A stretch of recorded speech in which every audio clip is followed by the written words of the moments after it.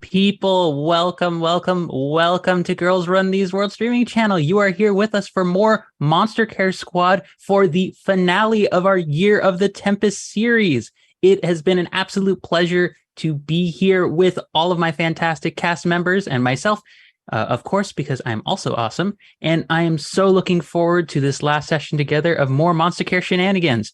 So, before we jump into all that, I just want to say thank you to everyone who's been tuning in, whether you've been here for the entire series through the week or so that we had to take a break because of, we have to prioritize cast safety and well-being. And also, if you're just here for the first time or only been able to catch one or two episodes, we also love you. If you're a lurker, we love you as well. Sometimes you don't want to engage in chat, but you want to support.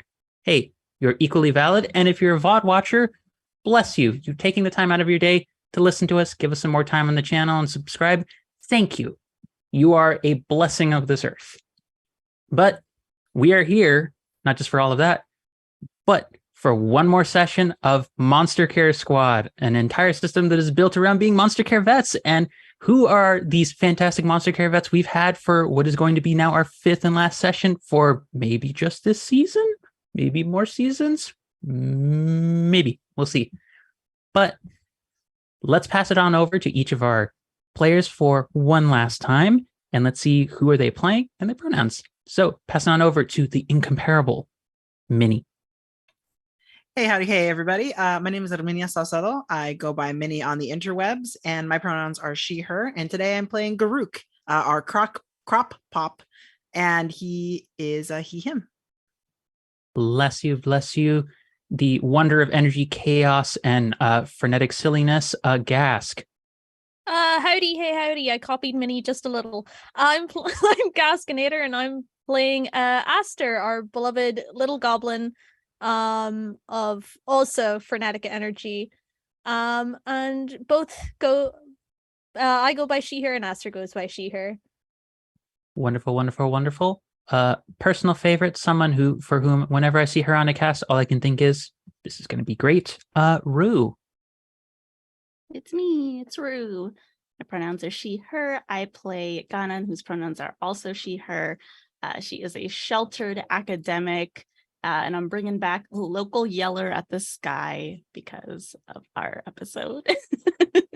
Amazing, amazing. The throwback is appreciated. And also, you know who else is appreciated in this cast? The one and only Nikki. Oh my gosh. Hey, everybody. I'm Nikki, she, her. I'll be playing Farley, the mycologist, who goes by they, them. Wonderful. And of course, myself, as I've already said, I'm Angela Lemos Mogrejo. I use she, her pronouns, and I'm just the person helping facilitate the chaos here. And what a bit of chaos we are going to have today, because, oh boy, if you haven't been catching our previous sessions, this is going to be a bit of a trip, because last we left off, we reached a point where our group managed to deal with, full disclosure, it was a Kelpie that was housing the spirit of an ancient who revealed that she had actually managed to get in contact with the deity that the party had been kind of inadvertently looking for as the source of all of this commotion and the reigns of rancor that had been affecting all of the continent of Agni. Discovering that, in fact, throughout all of this time, it was perhaps a bit obvious, but in a way, not so much, Mara, the grieving goddess, who, for whatever reason, that reason is still yet to be determined, has taken residence in the form of a ancient, powerful storm elemental that has taken the form of a massive feathered serpent. If you're wondering if it's Quetzalcoatl, yes, of course it is, because I am obvious, or at the very least direct, and because feathered serpent. But before we get into it, I do want to give a quick content warning shout out for stuff. I've tried to adjust a lot of this campaign for a lot of the concerns around lines and veils that have come up.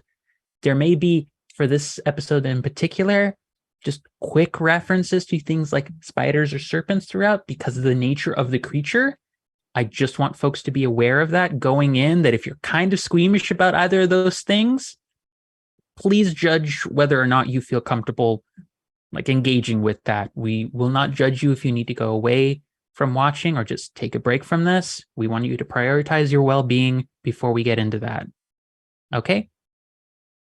Take care of yourselves, everybody. Make sure you got water. If you haven't taken your meds, take your meds.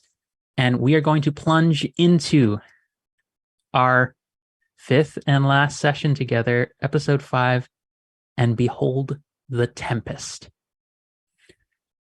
Let me set the scene for you all here. You have all been given condors in the midst of the chaotic, sprawling, primeval garden forest that you all have been managing through. Some of you becoming nearly drowned by a very angry ancient Kelpie in a way that you would have preferred not to and been at home just reading books. And some of you have been trying to literally grapple said Kelpie, but after having cleared it of all of its wounds, you've now taken to riding off on condors, heading to the northern region of Chantico. To visualize this as best I can with my words and eloquent tone and voice, a land in which the ground seemingly has a perpetual, almost warm, it would feel molten if it weren't so comforting in terms of the heat emanating off of the ground, this kind of mustardy, like golden yellow kind of coloration to it, mainly because there once was an active volcano here that is now long gone dormant, but the soil has carried on that rich fertility that areas around volcanoes tend to have. Buildings, whether they're community centers, oral history collectives, public squares, think very like Grecian open theater kind of styles, or just open, imagine black box theater kind of designs to spaces where people are either publicly engaging in creative arts, public acts of reverence to gods of strength and courage by literally fist fighting one another in sanctioned events, or massive structures akin to the pyramidal structures that you see in places in real world like Chichen Itza and other places in Mexico that have that kind of like slowly squishing down square step kind of pattern. Murals depicting whole histories and singing songs of various kinds of peoples that have come before. Random, almost like humanoid taxis that are half human, half arachne, like individuals who are literally helping transport around folks who deal with chronic health issues or are just kind of exhausted and needing a way to get home without having to pay for such things. The whole buildings adapt to the nature of what people's physical and energy needs are. The whole structure has this warmth to it. And most notable of all of this region, a statue of what appears to be a woman. One hand, left hand, palm upwards, the whole statue composed of stone, upholding a condor, proud in her left hand. The other hand pointed downward, palm down, with a serpent, all of stone just wrapped around the arm. And growing. Clouds, just hearing the constant like sound of thunder and lightning just appearing over you, and seeing skies that should have been as beautiful and azure as any other perfect day growing grayer and cloudier as emerging. Let's go for broke here. About a mile long in length, a massive elemental creature formed of lightning, wind, and the sounds of thunder, perpetually just crashing out through, constantly in the air, just shattering it. Like, just imagining those split intense moments when you hear a glass bottle or just a piece of an antique just fall to the ground and just shatter, the air being split open constantly. This is what you are arriving to, flying through the air. Welcome, dear monster caravets, to the northern region of Chantico. It is here where you can see slowly growing and unfurling out of the sky the last major creature whose wounds you need to attend to. Well, An Farley's ancient- going to hurriedly put down all of the trinkets that she was about to pick up for her friends back home from this market stall and be like, well, time to get some business done. Also, for whoever commented in chat who is not a part of my cast in any way, shape, or form about how long a mile is, it's about a little less than 2 kilometers in length. Haha, you think that I know kilometers either? Listen, That's my secret. I have no concept of distance. I was about to say, listen, your lack of understanding distance will not prevent me from getting across the fact that this is a big fucking lightning snake. It's a big thing. In terms of in jock form, it is Mhm. 2.5 football fields. You think I live stream That's- you think I live stream TTRPGs that I know how long a football field? Picture whatever the longest roller coaster is at that weird potato chip park that you live by, and it's the Cuchulainn, longer yeah, than yeah. that. Whoa, that's whoa. Someone better clip this section after this fucking session. That's got to But- be at least 100 Mr. Tato Man stacked on top of each other. At least. Whoa, okay, I get it. I'm upset.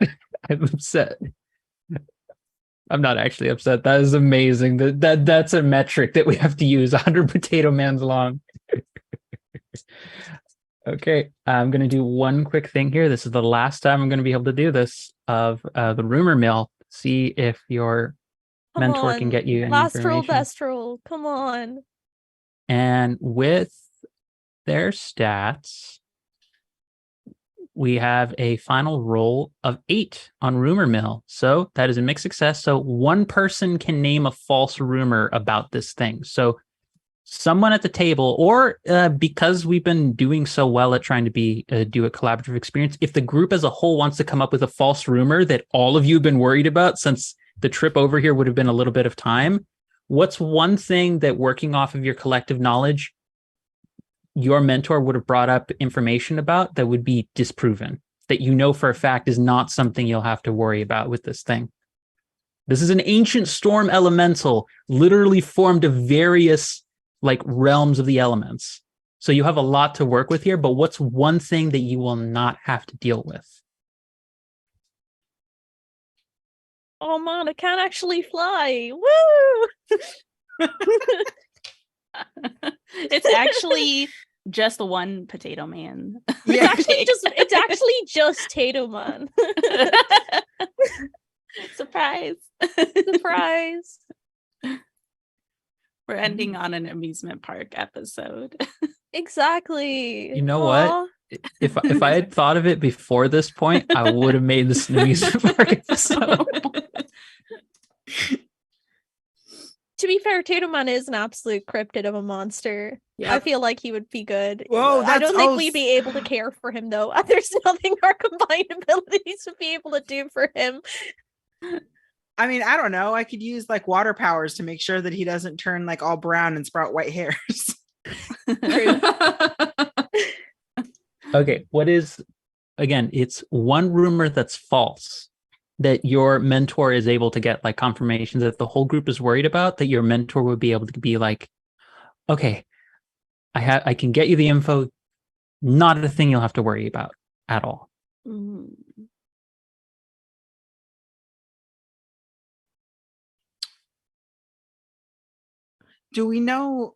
Would we know specifically what type of elemental it is, or just elementals and all of the elements?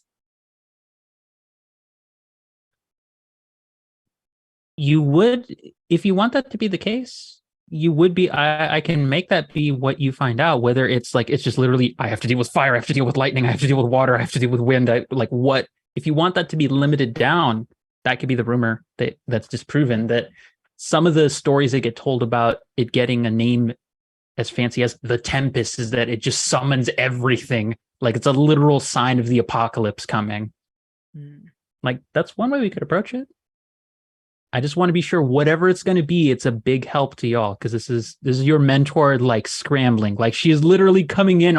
They're literally coming in on their own bird and like just like flying in, just like okay. And you just see like it's an eagle, like a really giant eagle that's really just tired and exhausted.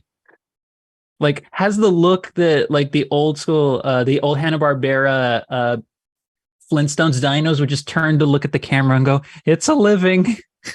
Oh no. That level of stress. Get these birds a union. This is with union. Oh no. Yeah, I'm trying to think of what else we wouldn't want to deal with. Yeah, because all I can think of is I don't want to deal with the whole thing. That it exists is Yeah. the false rumor. It's actually really not aggressive and friendly, you know? It's like really friendly and just wants wants like a little cuddle. I'm trying to think of maybe senses and like does it have a blind spot, or I know that's Eastern dragons that have like the whiskers that they use to sense. I'm not sure about Quetzalcoatl, but It could be an aspect of its senses as well. That is a thing that you can pin down, like what your mentor ephemera would be able to get for you. Again, it's just a matter of like critical information that you know is just a rumor that you can pin down. It's entirely false. it actually can't feel when things are on its back.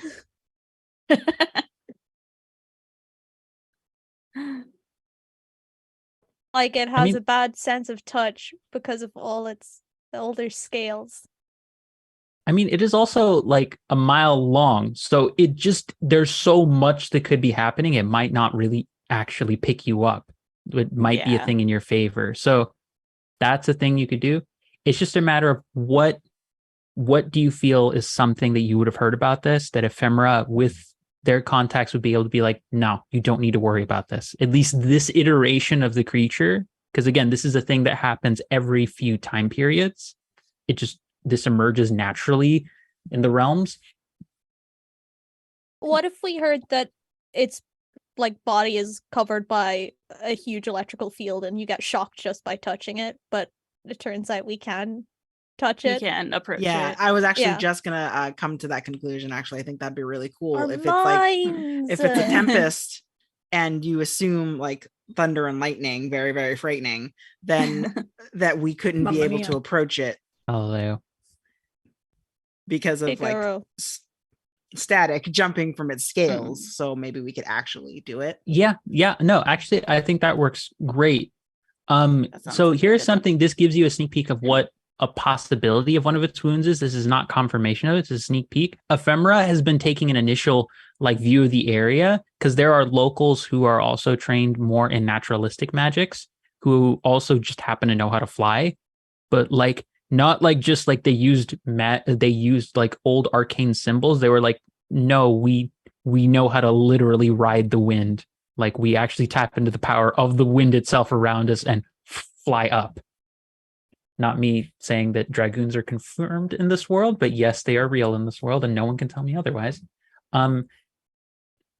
That is a big assumption folks have about something like the Tempest, that it should naturally shock you. It is actually more often than not actually displaced. Its body is like a bunch of like random like clouds at times that are stuck together and then form an ongoing connected current of energy. But none of them, it at base shouldn't have an actual negative effect to touch.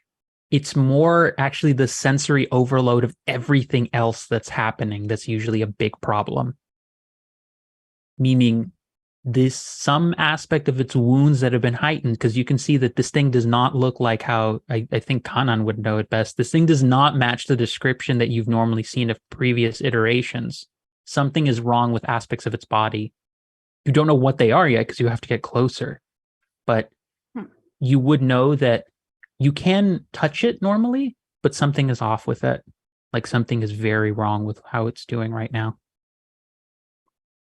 But so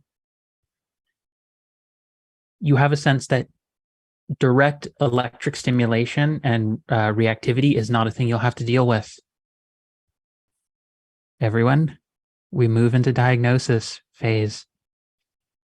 What do you do in order to start trying to figure out what the problem is with this creature? It's massive, so finding it isn't necessarily the same. Finding it isn't quite what you would do for search-related moves. It's more trying to pinpoint where exactly something is wrong with this thing. So, who would like to take the first move? Want me to try and bond with it? Is that possible for this biggin? You can try. It's As many other diagnosis people have move. said before me, yeah, bond. When you spend time near a creature while figuring out what is wrong with it, and you can deliberately try to bond with them, roll plus allure. Give it a shot. So that's a 2d6 plus allure, and I'll let you know what happens with it. Well, my allure is 0, so yeah, Aster just wants to fly up and be like, hey, you Listen. good there? Hey, listen. Aster would absolutely be an annoying little nabby. Hey, 10, 6 and a 4. Hey, okay. On a Hey, 10 plus, you make a connection with the monster. Start the symbiosis phase, one spot up on the control track. Okay, so when you all start trying to do symbiosis, you will already start at a 1d6. You will not have control, but you will have already moved up on the track. So you'll have to move up less in order to get a better chance of curing a wound. So, Aster, so you're flying up to see this thing? yeah. Yeah, you fly up closer. Like, again, its body is shifting. It's this strange disorienting back and forth between these like vibrant blues of a pure bright sky and these whites of like that split moment. Like, have you ever seen pictures of like of lightning just leaving the trail right after it's hit? Like, its body doesn't really have pure like solid aspects to it. Like, it's just constantly like, imagine someone stuck together a serpent like shape composed of hundreds if not thousands of those lightning trails. It's just forming a serpentine like form that has feathered aspects to the scaling, but all of those scales are made of lightning. But we already said that we can touch it. Yes, you can touch it. Do you directly try and touch it? No, I think I'm like, whatever bird transportation I have up there, I'm like surfing it, almost like standing up, trying to hover and like match pace near their eyes, and like just like to try and like look them in the eyes. And I guess, yeah, I'm trying to think about how you usually bond with animals. Usually it's like a sniff test, but I'm not sure if we can do sniff tests like this.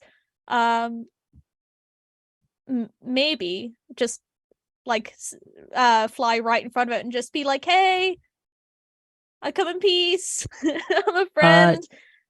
It seemingly has an actual awareness of your presence.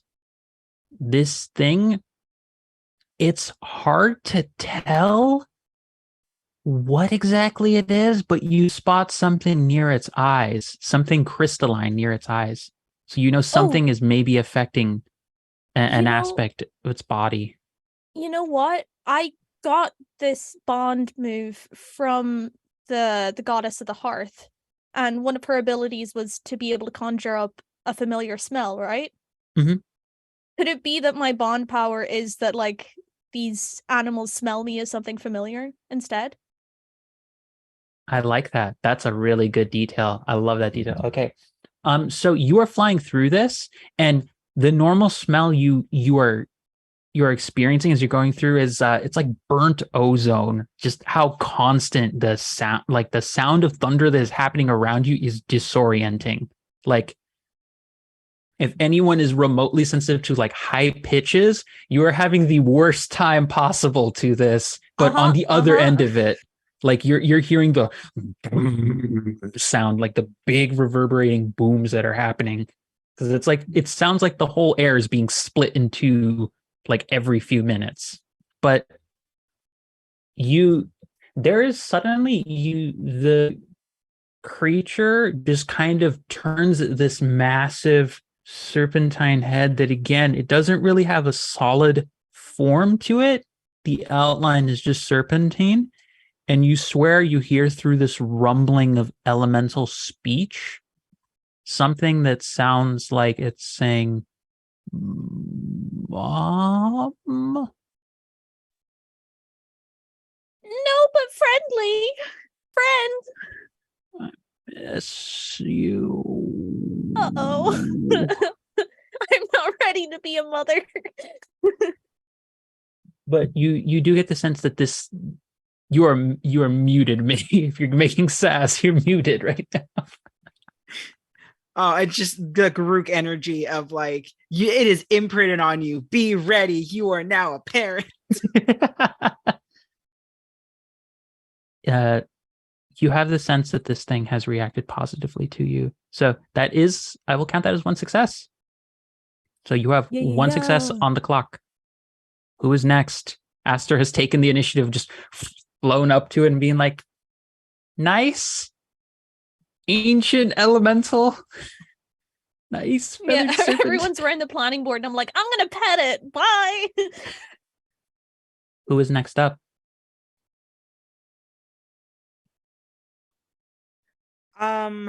If no one else has an immediate idea, I was thinking of trying to actually use Union Strong in the correct foreign phase right now, since this is where Garuk was initially from and flunked out of the Rangers here. So I was thinking that he would try to actually go to a Ranger meeting hall to try and gather some information on how the serpent's movements have changed, if anything has changed with its behavior. Got it. So that move lets you pick between one of those three. You want to get some information, a lead on a quest. Is that the option you want to choose? Because we just went from one place to this, so we really don't have any lay of the land yet. Okay. So as it stands, let's see. Who do you run into? Who's hot, attractive, hot, mentor, amazing, hot, yes, hot, love it all. Mentor. Actually, no. You know what? I know the perfect one. You actually, interestingly enough, there isn't necessarily a Rangers Union here, but there is a common place that a lot of them will meet. It is known as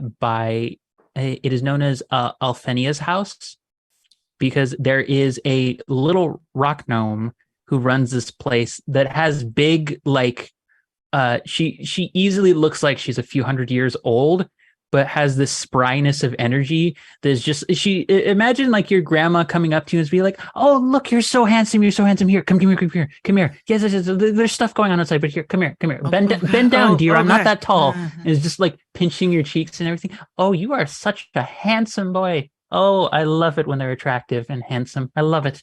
Oh, Aphenia, you're gorgeous. Your eyes are like sapphires now. Oh, I love it when they compliment. You don't have to, but please do. Please keep going. I love it. But she has big, like the auntie who's like, "Auntie, how do you always have like 8,000 men around you and like every other week?" And I'm like, "Stay winning."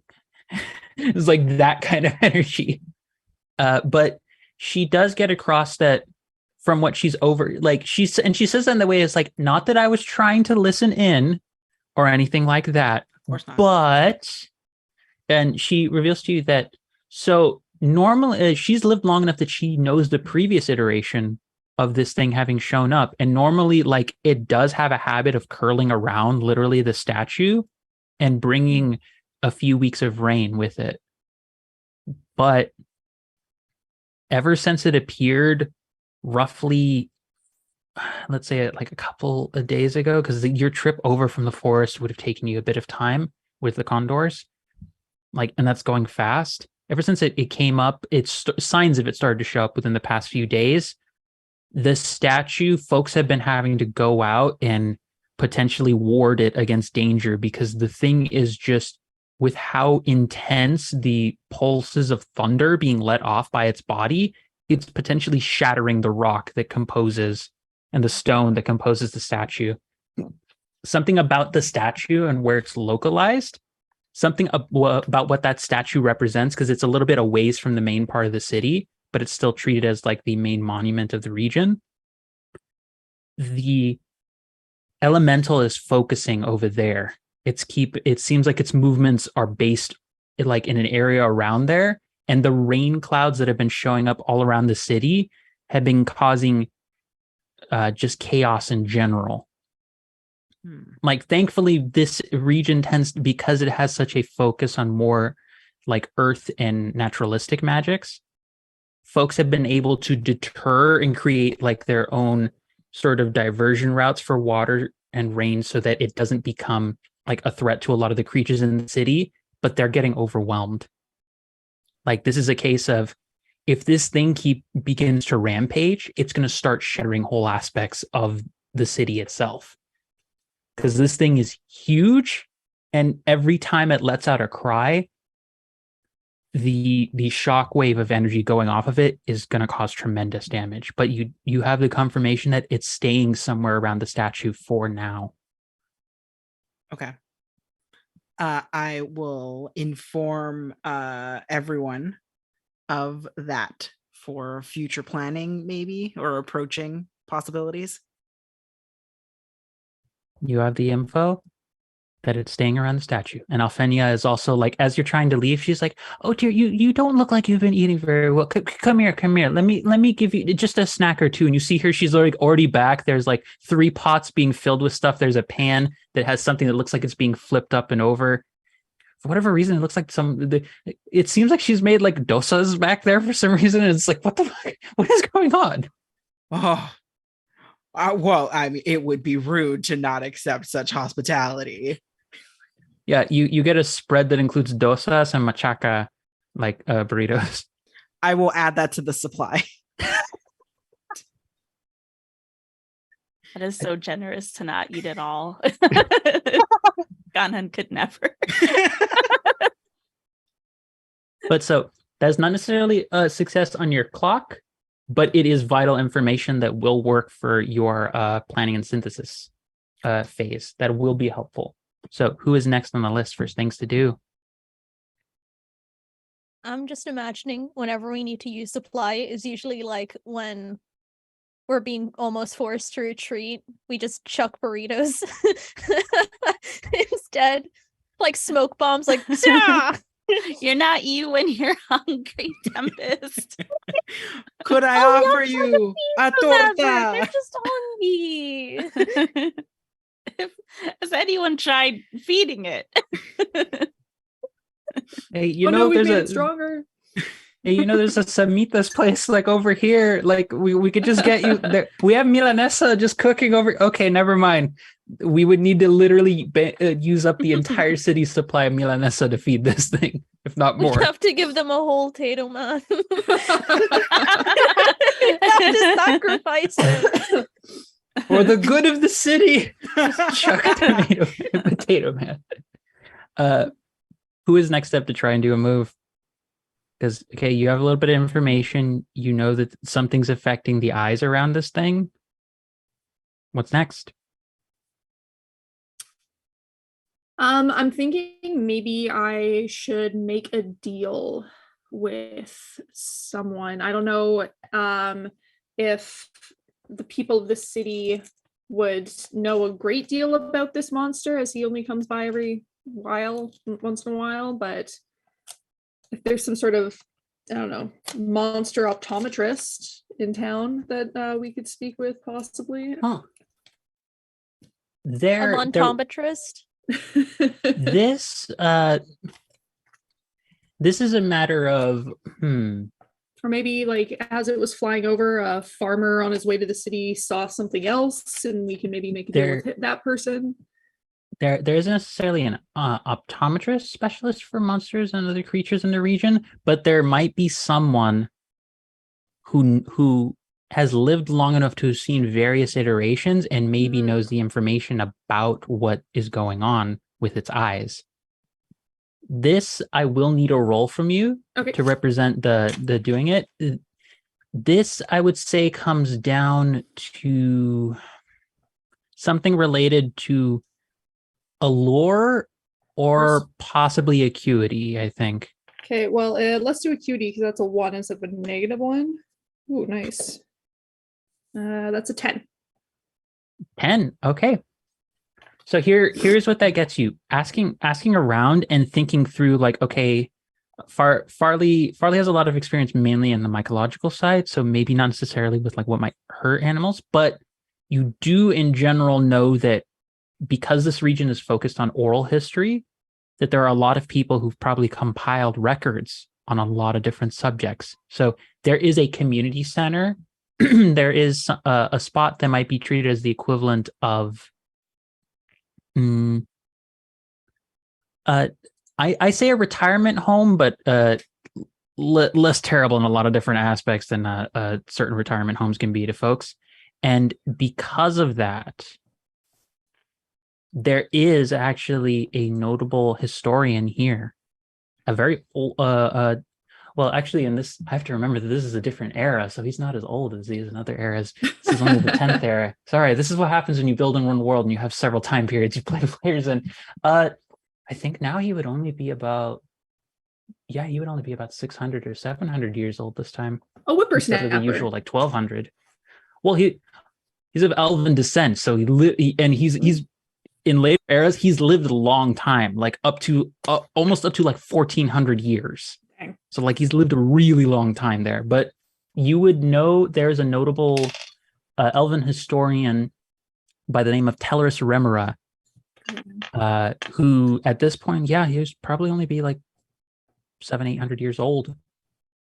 He definitely has that like Indiana Jones vibe of like, definitely not a young dude, but definitely like someone who's like, I've seen a bit of action, I've been out there, and kind of vibe. But would literally be like running around in different spots and checking with the folks in the community center. He's tended to volunteer here a lot, and you see him just running back and forth between a bunch of different areas. Think big silver fox kind of vibes in terms of like attractiveness, like pure. Gibbs from NCIS, got it. Yes, go with that. But an elf, and also more like silver kind of hair than like gray or white, because he still has some usefulness. Got it. Yeah, actually, Anderson Cooper more kind of vibes, but more attractive. Gotcha. I'm not saying Anderson Cooper is not attractive, but more attractive. And also like kind of deeper black skin, so even closer to almost like a like purplish kind of tinge to it, like gotcha. Very deep black skin. Like cracked in kind of places, very handsome, but he's just running around. He's just like, yes. What is it? What do you need? Yes. What is going on? What do you need from me? I'm in the middle of a lot of different things and trying to make sure my grandfather and my uncle and everyone are fine. What do you need? I'm just wondering if the last time this serpent came to the city, you noticed anything that might help us calm it down, or notice anything that it would be pertinent in some way to what's going on over here. We'd like to make sure that we can limit the destruction this causes to the city and its people as much as possible. See him just holding out his hand, and you see what looks like it's like a tablet that's coming out of it, but think more akin to like the actual like Rosetta Stone tablet that had like multiple different languages on it. It looks like one of those, but waves his hand over it, and you see almost like a 3D, think akin to like the Iron Man kind of films, where like the heads up like 3D display, but it's his notes of various things he's been through, and he's just doing like this, and he's like, there's a lot regarding elementals in particular that I've looked at. Do you have something in mind? Do you have any way of well, more specific, anything? Storm there's a lot in here. Anything about storm elementals or lightning? Storm, lightning. Okay. Being in his vicinity, very difficult to focus on a lot of different things. Let's see. We're very difficult to do any sort of fine movements, trying to interact directly with the creature. It would be very difficult to focus, so making use of any sort of talents that might require sharp thinking and such will be very difficult. The wear and tear on one's body, given how loud and how overwhelming the overall sensory inputs it's causing, will be quite a lot to deal with. So basically what that translates to is, in general, this creature would already be a bit of a menace to interact with directly, but given how aggravated its state is, you do get the sense that multiple aspects of its wounds might be causing its natural abilities to flare up in such a way that mechanically, like every wound in some capacity will be causing a detriment to your rolls when you try and treat them. Gotcha. You don't know what the wounds are going to be that are most drastically affecting your abilities, but the biggest danger about trying to interact with this thing is that it's hard to do anything substantial with it. It is a living entity of the elements, and because of that, it's hard to focus. It's hard to think straight around it, or think clearly rather, and you never need to think straight. And it's very hard to manage things and grit through the experience without having a lot of strain. So basically, a lot of its wounds have effects that are causing detriments to your rolls. Gotcha. Okay. Other important question: do you mention the eyes aspect? Yes. So that's the only for sure thing that we know is up. So I think Farley would definitely mention something about that. Okay, so depending on which of these things you want, will change the information I'll give you about that. Do you want a clock segment successful, a session ace, or a supply? Go with the clock segment. Okay. In that case, you get confirmation that there are crystal tears that are aggravating its head the most. Okay. At least as regards one of what appears to be 3 potential wounds, its head is being aggravated by a set of crystalline tears that are digging into its eyes. They're causing it to cry. That's part of the reason its cry is happening so much. And some of the noise that is happening with its yelling is because of that. And also, it's right about this time that as you're talking and you're a little bit on the outside, he's running around doing all of this. He's just full heads up display, sprinting after him as he goes. Yeah. and think very, not even just Iron Man-esque, think Dead Space-esque with the HUD being very diegetic, where you're literally moving around. He's doing that while he's running around taking care of people. Right around this time, he looks up from the display, and you just see this massive feathered serpent just go. And there is a 100, 200 foot long line of lightning that just gets let off across the sky. So you get the sense one of the things the tears might be aggravating is it to use its breath ability. Hey, you don't have to know somewhere around here that sells rubber soled shoes, do you? I'd like to limit the amount of shockage as much as possible. I might have that. I have ex-boyfriend, ex-girlfriend, ex-wife, ex-boyfriend, partner. Yes, partner, current partner. Person's gotten around. Very, very attractive fellow. We stand.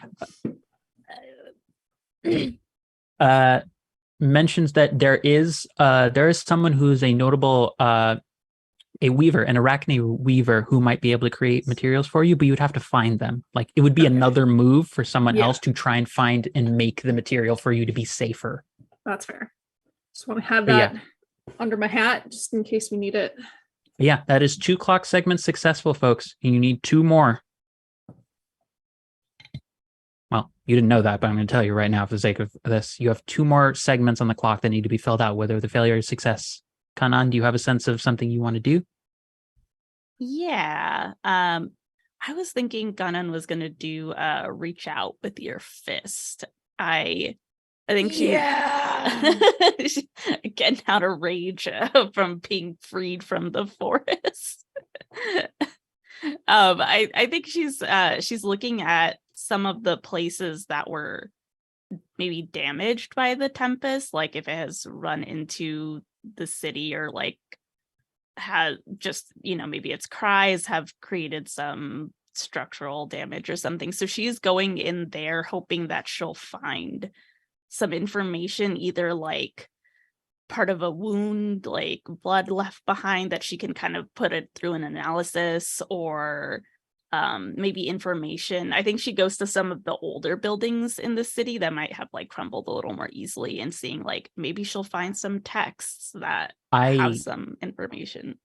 I love the way your mind thinks on that. Roll that. So it's the 2d6 plus force. Roll that, and let's see what information you're able to find, because I can think of the perfect thing that would work for this, depending on what you roll. All right. God damn it, it's cocked. Hold on. Oh, that worked out even better. I got 10, and then I have +2 to force, so that is a 12. That is a 12, and you got the upgrade a while back. That was Pierce the Heavens, right? Okay, so you already have on a 10 plus, the barrier crumbles beneath your might without complications. And because you have Pierce the Heavens, you can pick one of these below. So you get either a vital clue hidden by nervous hands, evidence, an unlikely friend with unlikely news, or something you didn't know you needed until now. All these are so good. Which one to you feels like kind of fits with what you were thinking about the information? I think if you're looking for evidence, especially of something related to its wounds, I can give you the perfect thing from that. So I can give you evidence. Okay, perfect. Yeah, that works for me as well. So there are literal spots around the town where some of the oldest buildings, like we're talking some of the homes for folks who have been established here since you're in, as context for where you're at, you're in the 10th kindling, so the 10th era of time. These things have been here since like the 2nd or 3rd kindling. So they're like the aspects, like when you have spots that in a city that have to be like designated as like, it's not a monument, but like a very historic, like a historical building or whatever. Yeah, they're kind of in that range, but they're homes of folks who've been living here for like 800 years. Like some of those got crashed, and you actually find that there is a very well established. Let's go with that. There's a goblin family that's been established here for a long time. They've had many generations living here, and there's a whole family that's been stuck under a whole bunch of wreckage when the building collapsed. But you just straight up, like, it's like a dive bomb coming in, and just Kanan just like, I hated the forest. I hate everything about it. I don't want to be wet. I don't want to be lit with lightning. I'm so tired. I just want to rest with my books. You break through this, and you get this family like safely away from the building, from a lot of crashed out areas. But in the midst of working with some of the locals here to take care of it, you do notice something amidst some of the wreckage. There is amber resin that is here. Oh. There is something that, and one of the family members indicates to you in passing that the last thing they saw before the building fully collapsed was this creature's tail going by. You think, putting 2 and 2 together, its tail has become coated in a similar kind of crystalline substance that you've seen before, but it's become amber. So one of the wounds is definitively an amber tail that needs to be broken. You need to get rid of that amber substance in some way. Otherwise, it's going to keep irritating and causing it to lash out in different ways. And they did also mention that the other thing they felt right before they heard the impact and felt it, the walls coming down, was almost like a small, like gale force wind kicking up. So you think the tail might be causing its wind abilities to kick up. So that is an effect of its tail. it's irritating the creature and causing it to just be like to just lash out and reflex at things around it. That is a third success with 2 wounds identified, roughly. So, folks, I'm going to need one more move. But before that happens, it is our finale, so I have to escalate things a bit. There is a pulse there is a thunder pulse that goes, just emanates across the entire area. One of the pyramidal structures that seemingly is, that folks would know was built out of respect and reverence for one of the local deities, just breaks in two. It just gets shattered and moved apart in two. So just for reference, imagine one of the buildings in Chichen Itza, the like pyramids just getting cut in half by like a pulse of thunder, just ringing out. This thing is very destructive. It's going to be hard for this city to recover if you're not able to deal with this. Who's taking the next move?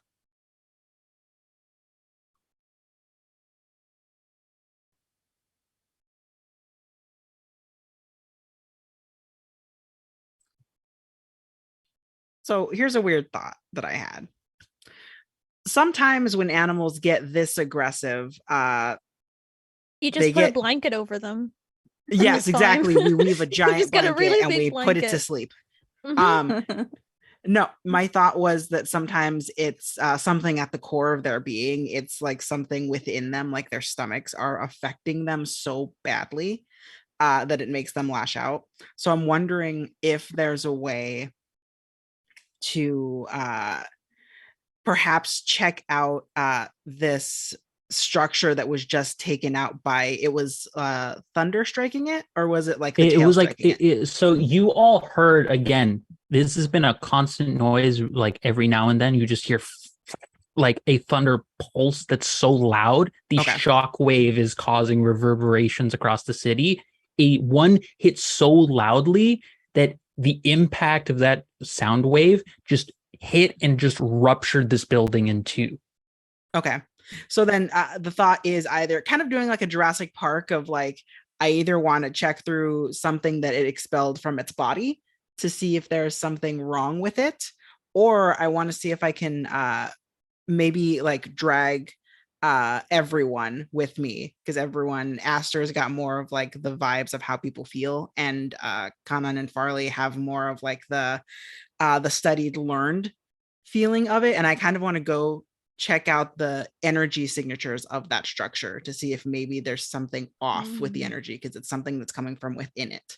I'd like that. Here's what I'll offer you. I think depending on how you want to play this, the 2 moves I can see being the most relevant here are follow the trail or potentially treasured insight. So treasured insight would be one person that you think might be able to help you in providing support on following the trail, or it could just be a plain follow the trail roll to see if that works. Because I think both of those might be best, unless you think there's something else that's a bit more appropriate. No, I actually was going to raise it to the table, since like I'm trying to make this like a combo move from like multiple of us, what everyone thinks would be the best of those 2 options, because I think both of those are great.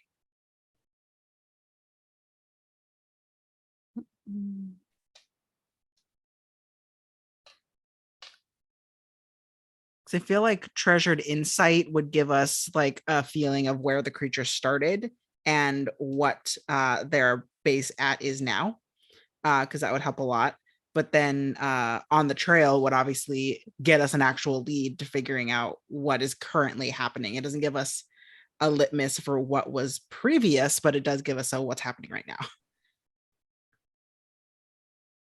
I'm leaning more towards follow the trail, I think. Okay.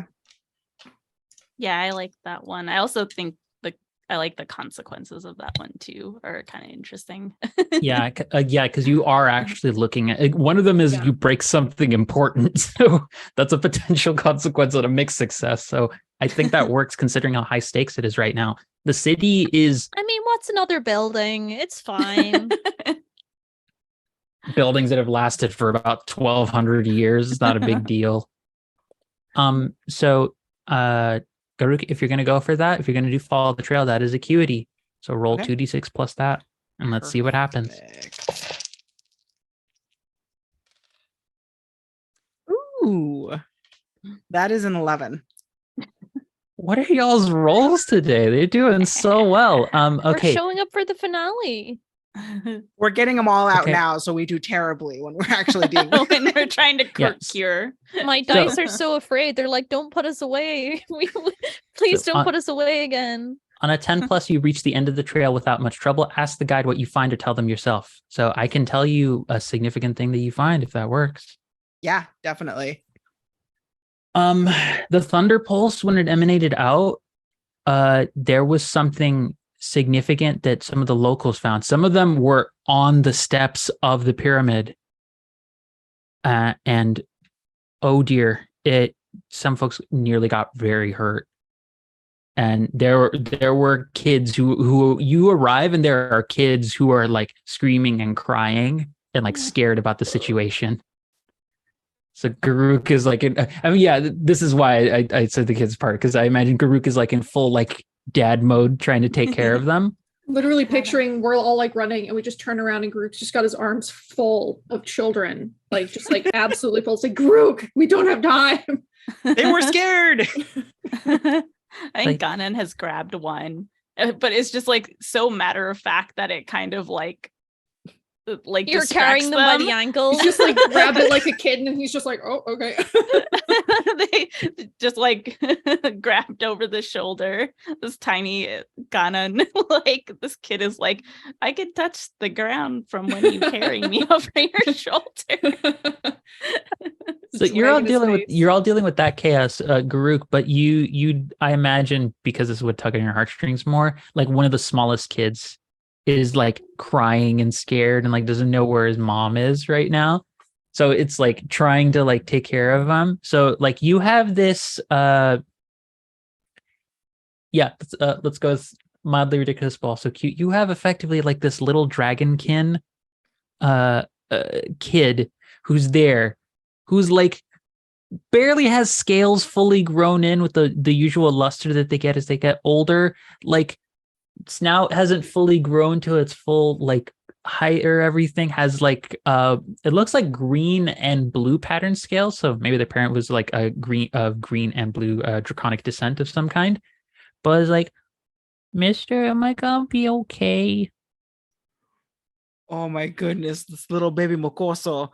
Yeah, you're gonna. I think Garuk like kneels down and it's like, yeah, buddy, you're gonna be fine. Do you know where your mom is? Can you tell me what she looks like? And you see far off in the crowd there is like an 8-foot tall green scaled dragonkin humanoid who's like worried. Like lady looks like she has her hands are very like precise and delicate, like she's done a lot of like weaving work. And she's like panicking about this. She's like, oh no, where are they? Emmanuel, where are you? Emmanuel, where are you? Manny. She's like just panicking, running through a lot of the crowd. I think Garuk is just like, hey, buddy, give me a sec. Do you want to fly? You want to get taller? Yeah. Do I get to fly like a dragon?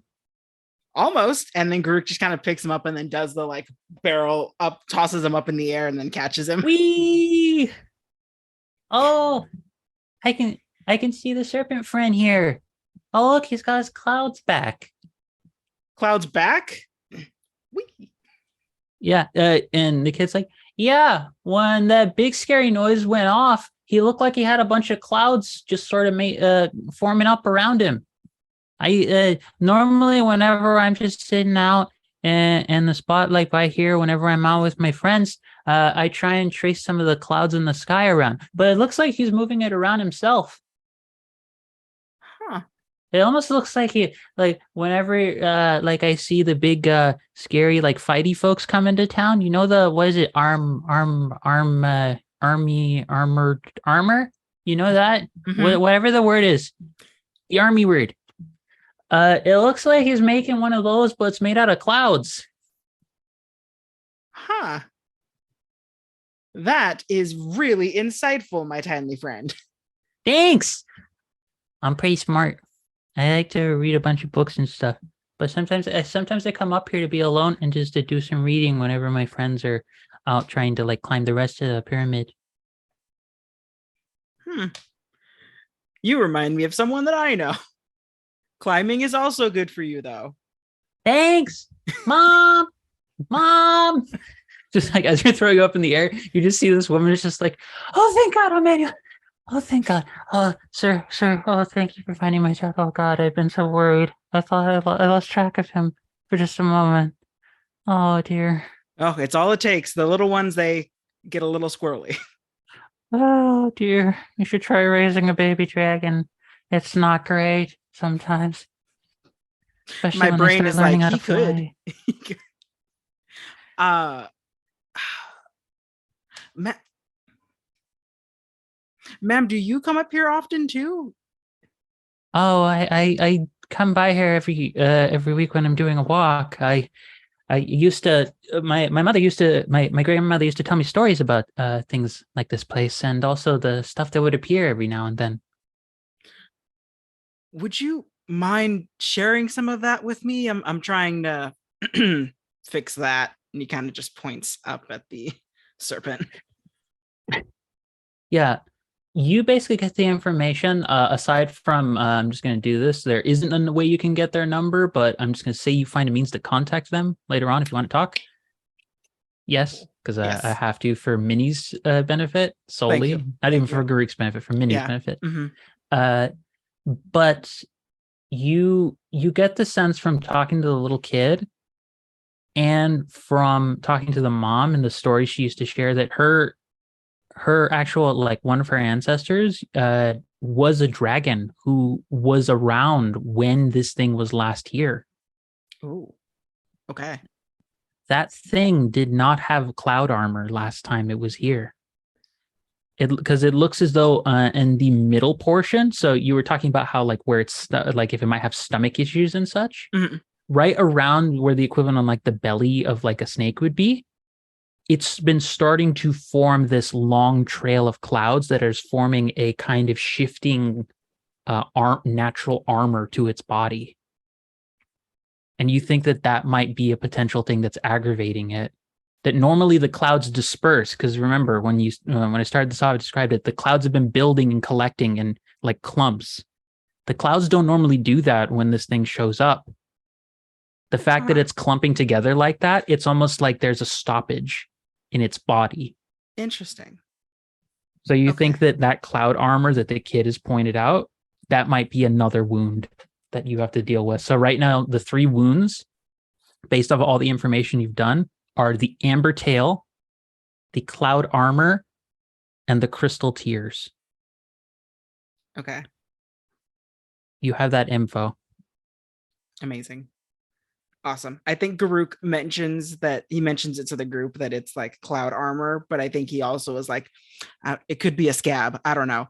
It might be picking at its scab. The scab is affecting it. My kids do it all the time. I mean, yeah, of course you got to itch a scab. It's itchy. Your body's telling you what to do. Yeah, not when it's doing that. Once True. again, Fair. Lightning trail across the sky. Okay. With that, however, that is your whole clock filled up. And all of them are successes. So we move over to prognosis when the clock is full and it's time to move on. Check it. If everything's marked a success, gain a critical ace and ask the guide what you need to cure the monster's wounds. Because you all rolled so well and you got the success, here's the info I'll give you. You need something to break the clouds apart, you either need to feed this something that will cause it to become less uncomfortable and remove the cloud problem. You need to break the crystalline tear so that it's no longer irritating its eyes. And you need to figure out a way to cause that amber to dissolve. You need all of that in order to cure this thing.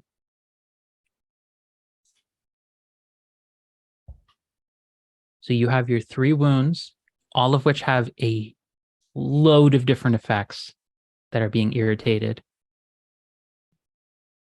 But you have a full success on this. On the diagnosis phase, you have gained a critical ace. So remember, that's a D8 for later during symbiosis. And now we move on to synthesis phase. Now this is a matter of trying to figure out what you can get locally that might be used using the information and knowledge that folks from Gentico have to help deal with the rampage. Because this thing, you hear it cry out again, and there is a streak of lightning breath that emerges that just it's big, like Godzilla kind of vibes, like when it's rampaging through the streets, and like it just lets off like the breath beam that goes off and takes out like a city block.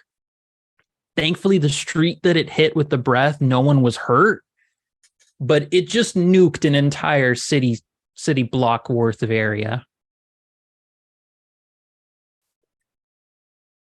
Well, it's a good thing Farley has just the mushroom for this, right?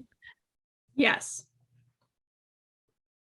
Farley shoved that mushroom into the samosa, and we're going to shove the samosa into its mouth. I am going to hire whoever is the absolute best cook, the tiniest grandmother. Bring her to me. She will have the best recipes, and we will make this happen. The tiniest grandmother, bring her to me. Tiniest. I don't know why, but in my head, it was like, it's not a samosa that would do it. It's the, what is it? The pani puri things, the little ones that like they're the little flaky ones that like you fill up with like the tamarind water and everything else. But you just have to make a giant cauldron's worth of that to fill something with mushrooms to eat. Is there like a cordon bleu here run by a little old lady? I mean, look. Give me the tiny little old lady version of Gordon Ramsay. Bring her to me. It's fucking raw. Yes, of course it is. It's a mushroom. They're normal. You can cook these, but these also can be eaten directly. It's like, fair enough. But you are in the synthesis phase. So what would you like to do to try and accomplish this one? This is figuring out what locally can work for that. That is a possibility. If you think you can get something, you could try and feed the elemental to feed the Tempest, then that is a possibility. Just reflavor seeking wisdom as seeking little old lady. I think that's not a bad call, because I mean, yeah, I watch too many vet shows with my wife, but like eye stuff can affect the mouth, and so if we get something in its mouth, it could also maybe lessen stuff happening in the eye and sinuses. If someone wants to roll seeking wisdom, I'll let that be the case.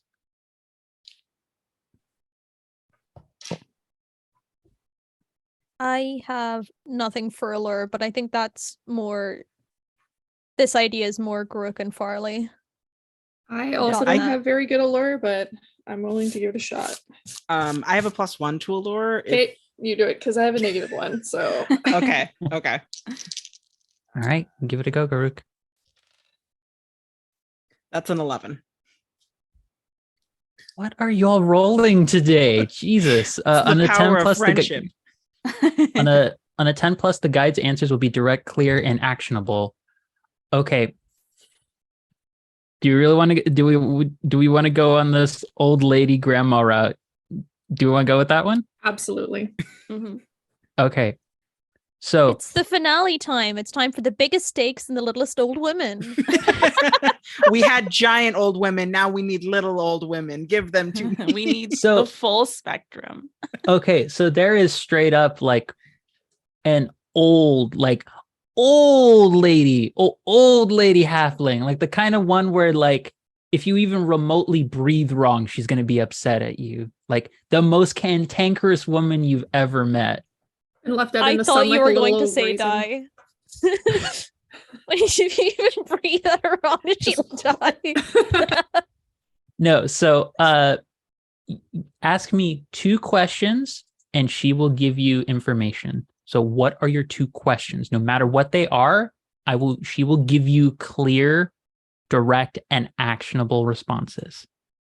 I think this is something that Garuk did, like working with Farley specifically. So I'm told, if you're okay with it, Angela, I'm totally okay with like Nikki taking point on making the questions. Okay. So Farley, what are your 2 questions? I think, first of all, I'm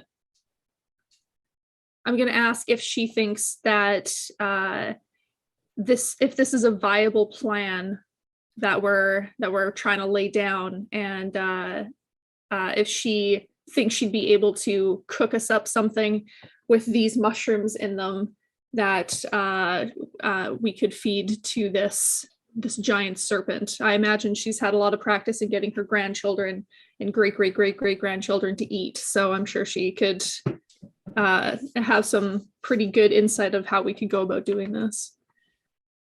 There is a possibility of, if you frame it as the cloud armor is like an irritation in its stomach, there may be a way of dealing with that in a gastronomical sense.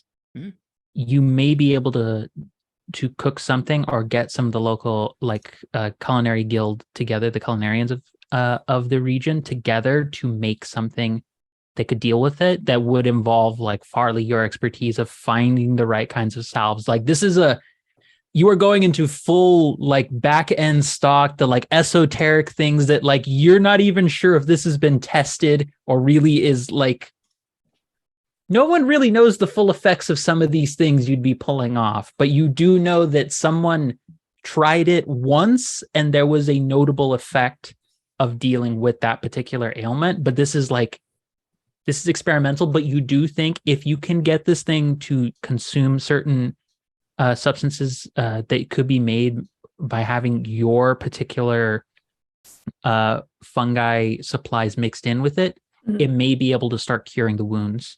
Okay. For at least the cloud armor. So that is one. That is one question.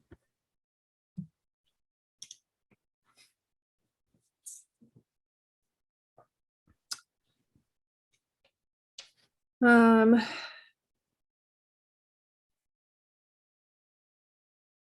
not sure what the second question should be. Any thoughts, Garuk? Yeah, my thought would be because we're working with various cooks to work on this, to figure out salves for that. Since we're thinking of salves, do they know of anything that could be corrosive enough to cut through amber that we can put on its tail? Because sometimes there are corrosive materials that cut through harder substances, but don't necessarily cut through flesh. Yeah. I love the questions you ask, Minnie. There is actually there. So one of the things about Chantiko is that part of the reason that there is a substantial arachne population here is that there are the actual threading from spider webs are used in some of the weaving of different materials, but also there are local delicacies that are made using different kinds of arachne venom. That like it's kind of it's the kind of thing that like a tourist goes and and a local will tell you, don't try that. Like, that's a special that we do for fun. You should not have this. And folks will be like, oh, it's not that bad. And then they like burn their mouths out because it's so intense and it can literally almost corrode like the top of their mouths. So there is a variety of arachne venom that could be used specifically to deal with that. It is often used in excavation and tunneling processes to push out in different regions to try and find other bits of viable soil for cultivation, but it's not used intensely because there is a risk with using it on living creatures that it could cause a very toxic effect on them. But it is a viable means of dealing with those kind of amber deposits that do show up in the earth that can cause sort of deterrence to trying to do excavation work. So there is a possibility. It's a bit dangerous, meaning that like if you fail on your roll, the mutation is there's a possibility of mutation in the case of the elemental. Like this is sort of the narrative justification for if it mutates, you understand the reason why is that the poison is having a negative effect on it. But there is a means to deal with the amber on its tail. Amazing. Okay. I think especially because this is a finale and it's causing so much damage, I think I mean, tell me if I'm wrong, rest of the party, but I feel like we kind of got to take what we first get. And it's kind of dangerous, but we kind of got to roll with it. Yep, So yep. I'm in. Yep, totally. Okay. That is one success on your clock there. Who's next to try and do something? Again, this is the whole phase. Think about how you're applying your particular skill sets to try and find ways to either get materials, make a plan for how to engage with it, or find the tools you might need to deal with its wounds, or even just work in putting yourself in a better position to deal with with the effects of its wounds. Okay, so that was something we got for the tail, the amber. That was for the amber tail and also the cloud armor. You have something to deal with a gastronomic way of dealing with something, and you have a corrosive element for the tail. No one has really found something for the tears yet. Okay, because I was thinking that a lot of these things are like, I guess, physical like features on this monster, whereas sometimes it was just auras or whatever. That I could get like some kind of sample if I do take on the world. Like I could like chip away something so we could study it. And I guess the most dangerous one would be the tears. It would be the tears. It would be the tears. I love this. Oh my god, this is so good. I mean, Fly you around did with just a go. giant vial. Yeah, you did just go and How to Train Your Dragon this. So sure. You're like, Yeah, I'll be like, hey, I smell like your mom's stab. can I just have one single tear off of your face? Here, let me try your It's- tears. Here, chisel. It's a possibility. Also, as a quick note, hello there, Vancouver by night. It's lovely to see you in the chat. She gave us some words on the way out. God damn it, Nikki. But that is a possibility, Aster. So if you want to, we can go with Take on the World. That will be rolling plus force. Yeah, my force is 0. Yeah. I took the boost and fine. Well, I'm wondering, should I use my character ace on this one? It's your call. Remember, it's one-time use for each of your aces, but it's a possibility. Yeah, I'm gonna use my character ace on this one because this is something I don't want to fail. Being Okay, right next so to the 2d6 plus a d4 plus 0, because you have 0 and force, I believe. So yeah, roll that and let's see.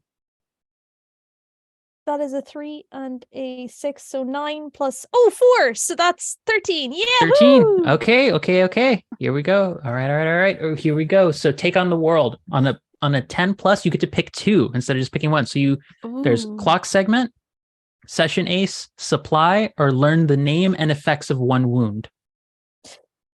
Do we have supply already? Were those burritos You have actually one supply. Okay. You have one supply that you always start off with, no matter what. These this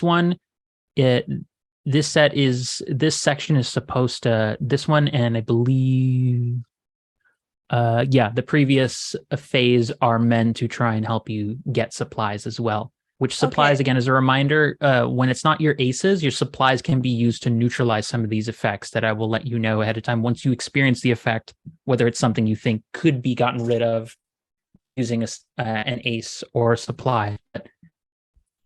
Okay, It's your call, so Aster. What 2 things do you want to take? one for sure I'll do mark as clock segment is successful. Okay. Session Ace not the same as Critical Ace, right? That's the No, Session Ace. Session Ace is it only works for the session, and it's a D4. Your Critical Ace, you already have one banked. That is a D8. The Session Ace would be another D4 that wouldn't be one of your character aces. I think gain 1 supply. I think I want that extra buffer for when bad things. And it also makes sense. You are able to go up to it. Oh yeah, and it's going up to it. The bond you've established previously puts you in a better position to interact with it. It definitely is giving you some points in. Yeah. No. It doesn't immediately, and more importantly, it doesn't immediately, instead of just biting you, its breath weapon as well is right there. And you don't want to be hit by a 200-foot line of lightning and thunder. My hair is already like at point blank. Static around it. Yeah. Aster, whatever your hair was before, you are having the full like electro globe effect right now. Yeah. But you get up to it, and again, moving up to this thing, you are one of the few people who's really gotten a sense that this thing, every time it's crying out, it's not in anger. This thing is sad because it's in pain. It's in a lot of pain right now. It's trying its hardest to deal with it, but it's lashing about, just trying to just deal with this something that's like, it's the equivalent of like, imagine someone with really long nails going like this constantly into your eyes. It's not great. I get sometimes my cats have like a lot of like eye gunk right here, and they hate it when I try and clean it from them, and I feel like this is the vibe where I'm like, no, I swear this is helping. I swear this is helping. Yeah. Like there is a, I will raise the stakes a little bit on it. You will be safe after this, but this is, to the rest of your party members, this looks alarming. There is a moment where the thing moves its head all of a sudden, and it almost looks like Aster gets knocked off of the condor and is about to just start plummeting into the air. But the bird catches you, and you are able to get a sample right before you get knocked off of the bird and start falling back. As long as you get up again and never let it like get you down. Yeah. Here you go. Time for you nerds to figure out stuff. Yeah, so you do have a sense. You have the supply and you have the clock segment successful. So that's 2. So I think this leaves, of the folk who've given input on during this phase, it leaves Kanan if you have anything you want to try and do. Yeah. Since we just acquired these tiers, I think Kanan is gonna try to figure out what we can do about them. So I'm trying to see which one of these would be more useful. Between okay, here's the plan and novel application for trying to figure out what to do with these tiers. So one of them would be coming up with a plan that on mixed success would note risks for trying to do something with whatever you create from the tiers. Novel application would be if you're trying to think up something based off of what you've been able to analyze from it and see what you would need to continue to get, which I would then require another roll extended from there for you to be able to show to get something out of that. Gotcha. So it's a matter of which way do you want to approach it? Do you want to approach it of you come up with something that will have potential risks that I'll have you roll for, and we'll see which one it ends up being? Or do we want to do novel application that then the roll from there will be to determine if you can satisfy all the requirements that I'm going to set down from what you choose? Gotcha.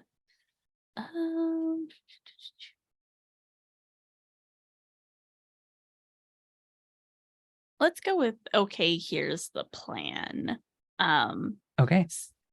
So I think Ganon kind of like pulls out some notes with like working with creatures in the past with like that have had kind of like irritated eyes and like eye issues and like how to solve that later on, and is like analyzing this stuff and like comparing it to notes on what to do, and kind of comes up with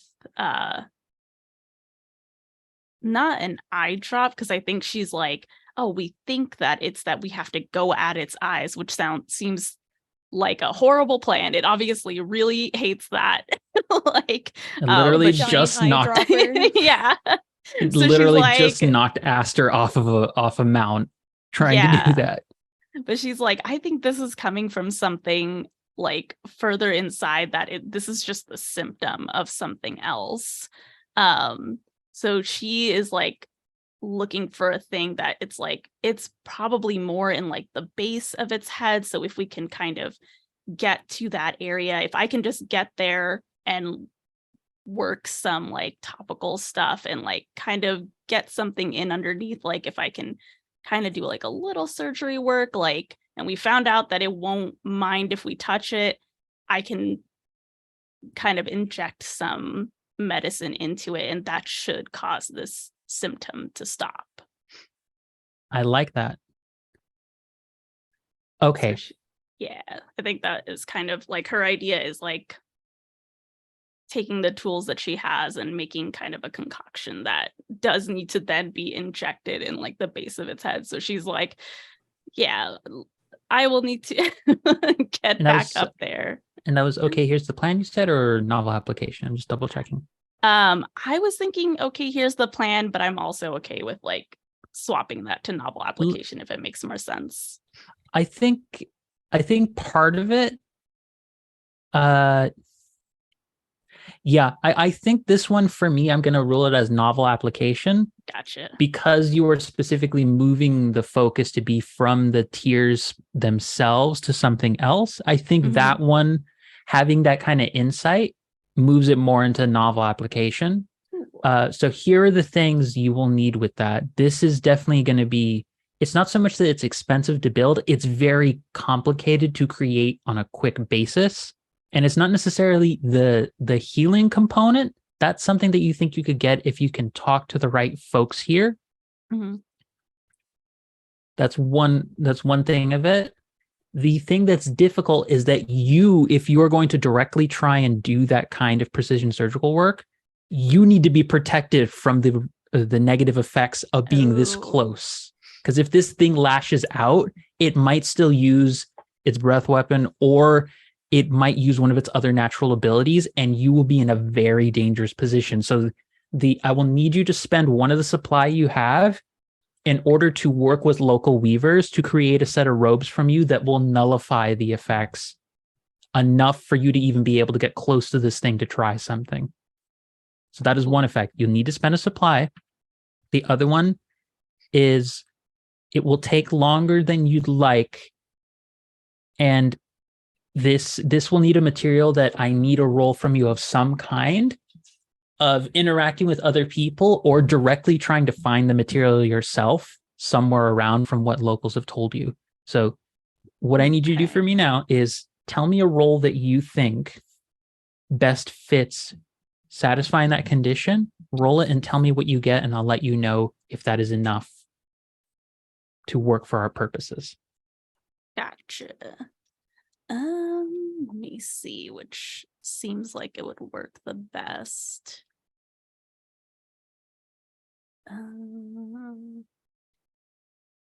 It feels like my grit is analysis, so I feel like either that could work or the team communication, just talking to people and seeing if they could give information. I feel like she would rely on analysis with like the limited time that she has, and she's like, I know I'm not a people person.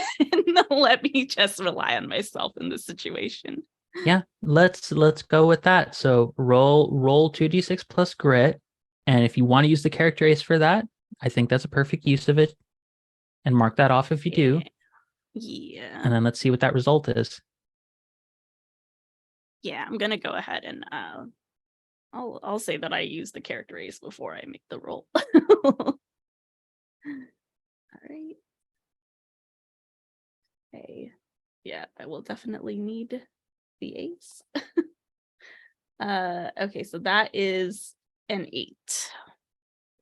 Absolutely. That is enough. If you had rolled 10 or above, I would not have made you spend the supply. The benefit would have been someone else in town would have had the ability to forego that supply cost. This is enough that you can make materials that you don't think they're going to last very long. So if you try and do something in the moves for symbiosis to directly interact with its head before dealing with some of the other wounds, you'll get maybe 1 or 2 shots at it most. Okay. For what you're able to make. That is what part of the mixed success will be. You make it, so that is a success on the clock, but it's not going to last very long. And you are going to have to spend the supply, but that means your group has 1 supply. That is 3 successes on the clock, everybody. And this clock is only 3 segments. So that is a full success on the synthesis round as well. So we go to pharmacy. Every segment is marked success, gain a critical ace, and have every member of the group name 1 thing they're taking with them into the confrontation with the monster. So we're going to have everyone name the thing they're bringing with them. And then that is where we're going to take our break as we move into the final symbiosis phase of this group trying to deal with the storm elemental. So what are each of you bringing into this confrontation to try and heal? Heal. Yeah. Could I, knowing the information about the acid that is used for mining from the arachnid folk, could I have gone to the arachnid folk and get some of their thread that they weave and the acid, and then use my my knot tying ability and make a fishing net that is dipped in this acid? You're trying to like catch the end of its tail to just sort of almost like puff and I love that. Yes, I'm giving you that. That is amazing. That is. I'll wait until the end before I say anything else, but yes, that is a yes. Next, anyone else have something that they have in mind they want to bring with them? I'm going to bring just attitude. Helpful. Sorry, Abigail is drooling everywhere.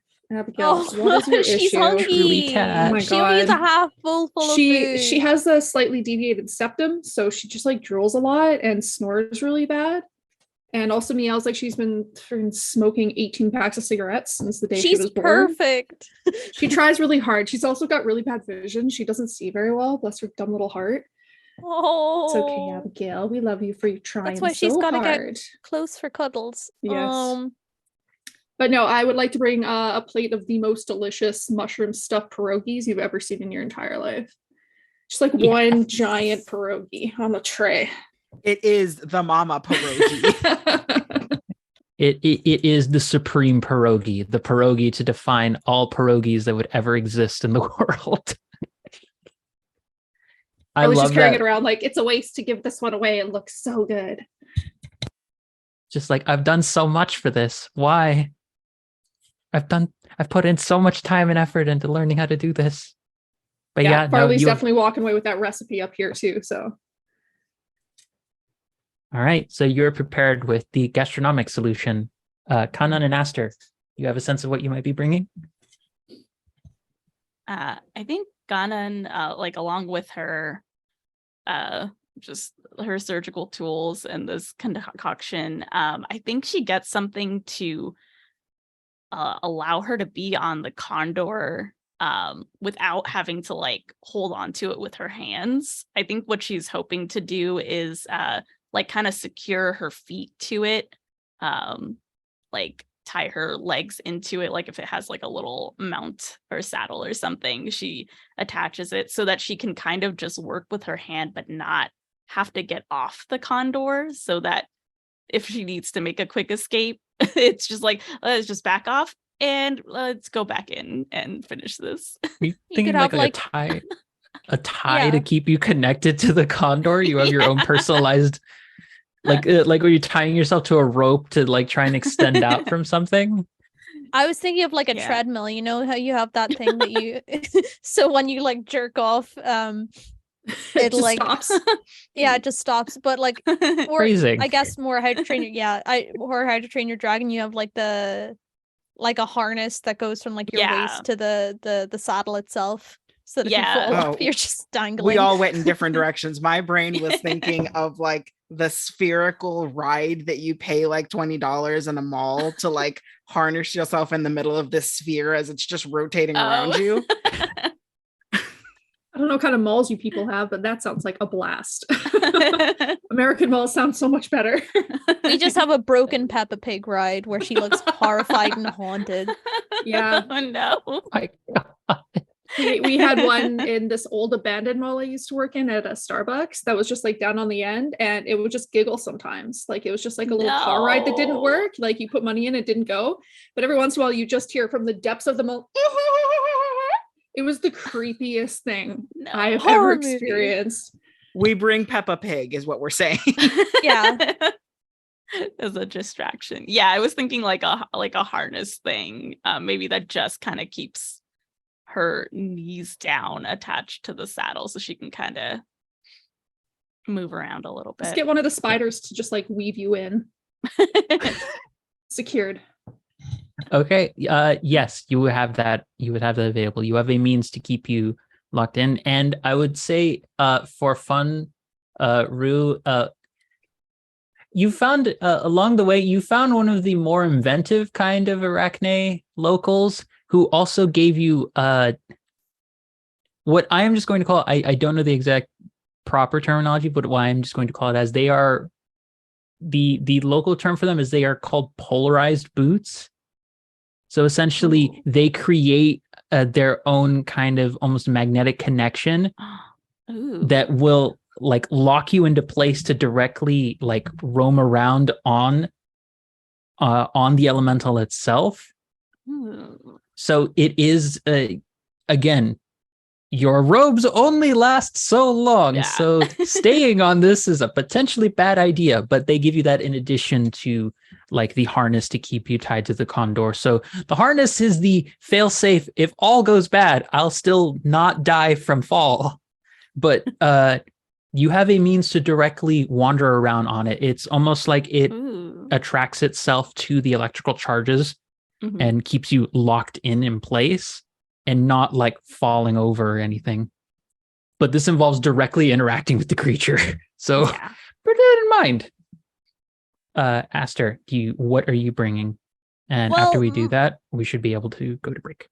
My idea was kind of Garuk's, kind of Ganan's, where I just wanted to get a big net that I could catch people in if they fell off. But just yeah, like preventing people from falling off. I guess, is there a way to say that the thing I brought is like the fastest mount or something like that? That I know that I'm speedier, I guess. I'm trying to think. Like the effect that I want is to be able to get around quickly, I guess, in this situation, from place to place. I mean, magic exists in this world. Do you want a teleportation like stone of your own? Like an ender pearl, or I don't know what that is. I'm just telling like... you this is a world of magic, people. I know it's Monster Care Vets, but it's magic Monster Care Vets. You can teleport. This is an option. I mean, you could have like the gack of Featherfall. So like you have like some slime like material that you throw at somebody and it hits them and then they fall slowly as opposed to rapidly falling. That works. There you go. You have that set down. So with all of that in mind, if it's all right, I'm going to make the assumption that folks are localizing around the statue, because that's where you'd heard previously that is the spot that it's been mostly centering a lot of its rampage on. But you have flown out to the northern outskirts of Chantico outside the city, which currently is still, again, its tail has just lashed out and knocked over another set of like very old buildings in one of the quadrants of the city. And this creature is just yelling, it's roaring, it is thrashing about, and now it's begun wrapping part of its body around the statue. And even from this distance, you can start hearing like it's starting to crunch in some of the stone. And as that is happening, that is where we're going to take our break, as after break is over, we're going to move into symbiosis, which y'all are starting with at D6 instead of D4 because of how well you did in one of the earlier moves. So with that being the case, we will catch everyone in about 10 minutes for the finale of our Year of the Tempest Monster Care Squad group. I'm just going to double check our producer is here. I believe she was told about it, so we should be able to get off shortly. But we hope to see you all in about 10 minutes. So see you all soon, everybody. Assuming our producer is here.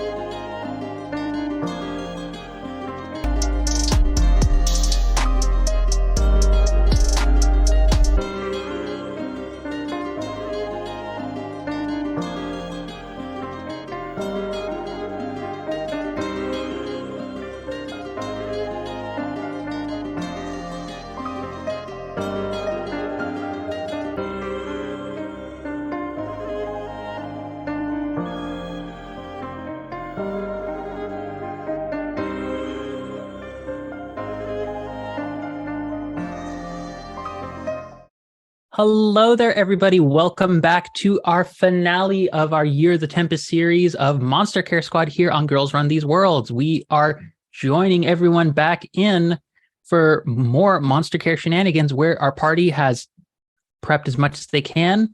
They've diagnosed as much of the problems they've been able to determine so far, and now flying over and facing this storm elemental feathered serpent creature that is host to a deity, to Mara the Grieving Goddess. It now comes to the symbiosis stage, where it comes down to the party to do their best to try and cure this creature. So here's what I'm going to do. Instead of y'all getting to go first, the creature has the initiative going first instead. So what the creature is going to do is it is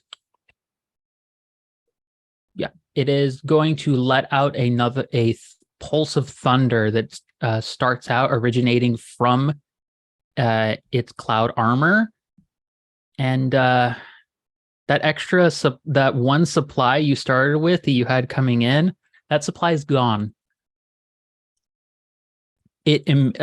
All of your condors have to basically do a barrel roll to get the hell out of the way of the shockwave and keeping you safe. So you are down a supply.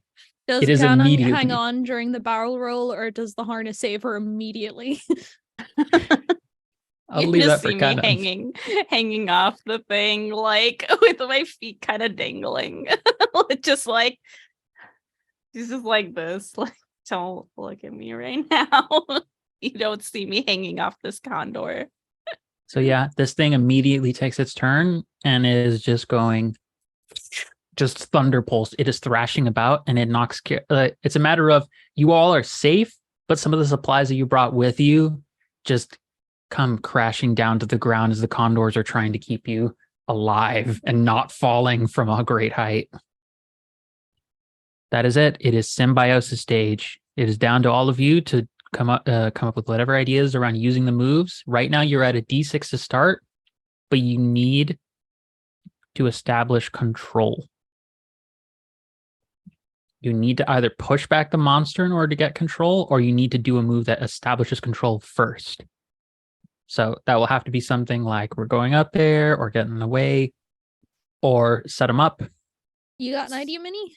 I do, actually. So my upgrade that I took from our delightful Kelpie friend was I upgraded Soft Narrative Whisper. Ooh. And I changed it to World Whisperer. So now it can be used once per monster in any phase. And I can spend an ace, and then I discuss in narrative the local community and the monster's current state of being. And then in addition, I can choose any of the following options, one of which is I can shift the control track. Very nice. Very nice. Okay. So you have to, it says spend the ace. So you have a session ace that I believe was you have a critical ace, and I forget if you got a session ace. I don't think you got the session ace, but you can spend one of your character aces. Yeah, I'm so definitely going to spend a character ace. So spend a character ace. So you talk in narrative to the local community and the monster state of being. So what is it about it? Take narrative control in here, Garuk. What is happening? I think it's kind of like that big scene towards like getting to the climax of a movie where like we're all talking with like the community of people as we're gathering and getting ready. So it's almost like a narration where Garuk is just like, this creature means no harm, and yet all of this destruction is happening for the sake of its sadness and its pain. This is a last-ditch effort. But if we can heal this creature, we can heal the community. And in healing the community, maybe make the gods family just a little bit tighter. And you want to shift the control track one step, correct? Yes. Okay. There are the sky. You see it's slow at first, but there is a whole cavalcade of, it's essentially an entire contingent of folks, whether they be of a druidic nature, whether they be scholars of various arcane persuasions, whether it just be folks who know some things about handling dangerous situations, or even some folks who are coming in who are coming in with their own types of robes specially fitted to deal with the electrical effects of being around this creature. There will be folks who, given you talking to them, the whole community will be able to handle the wound's extensive effects throughout the creature. So it's not just this isn't just a scene of you specialists going by yourselves to this one specific spot. The whole community, you can imagine this narratively, then the mechanic effect is you've put back control, and you're at D8 now. The narrative effect is that the whole community of Chantico, all of the different communities who at times, while there is a peace established, have had historically some tensions between one another, are setting aside some differences in order to come and help you. So the whole community of Chantico is trying its hardest to help support you in healing this creature. So you have control now. So that is great on that end. You're at D8. Who's following that up? I got a move that might be useful early on. I was just gonna do a get in the way. Did you have anything more, I guess, specific, Conan? Mine was also kind of just to see if we could get a little more control, but that can go before or after. Okay. Yeah, I think I was just gonna fly in front of the monster's face and distract them. Be like, hey buddy, remember me? We're friends. Hi, look at me. Don't look at the people shredding your tail with a net made of acid, or Look at me, it's your mom. Look at me, it's your mom. Okay. Roll plus grit. And Yeah. where you're focusing on its head, correct? Yes. Okay. And So that region does not, because you are rolling plus grit, that is not going to be affected by the effects of its wound. There is a constant drone happening that you did not notice in previous times. As you get close, there are aquamarine like segments that have been slowly building down like a streak on its face that are generating a drone that is so unpleasant that acuity rolls will take a -1 trying to do anything on the tears. But this is grit, so you're fine, but you will notice that as you're trying to do something. So roll grit and I'll tell you what happens. okay, and I'm gonna use my character ace on this one. So Let's do it. Oh, another 4 in the D4. That's 12. Yes. 12. Yes. Fantastic. Okay. 10 plus. You channel the danger away from you and toward the monster, push back the monster in the control track. You are successfully talking to it and getting it to calm down. It is focused, and because you have that smell associated with like its family members right around you, it is not paying attention to the rest of the community trying to fly in and get closer to other parts of the wounds to get more information and to help the rest of you out. So you channel the danger away, push back the monster on the control track. So with you having done that, so the monster is now at D10 and y'all are at D8. So you haven't moved up on the track, but you've pushed it back. So you definitively have control right now. And you have not cost anything to your team by doing that. And it looks like the creature's distracted. So Ganon, what are you doing? I think you had a follow-up. Yeah. So Ganon, I'm having her do trust me on this one, the upgrade to I've seen this before. So I think she's continuing on her idea. So she's kind of hovering at the base of like its head where it meets its neck. And she wants to kind of like calm it down. Like it's doing a lot of thrashing. We've kind of started to gain control. And she remembers that she just has like a feeling that kind of trying to massage its back a little bit will maybe take some of the irritation down and like kind of lull it a little bit. And that might give us the opportunity to go in and do some things before it kind of breaks out of that again and is like, no, I'm in pain and I hate you all.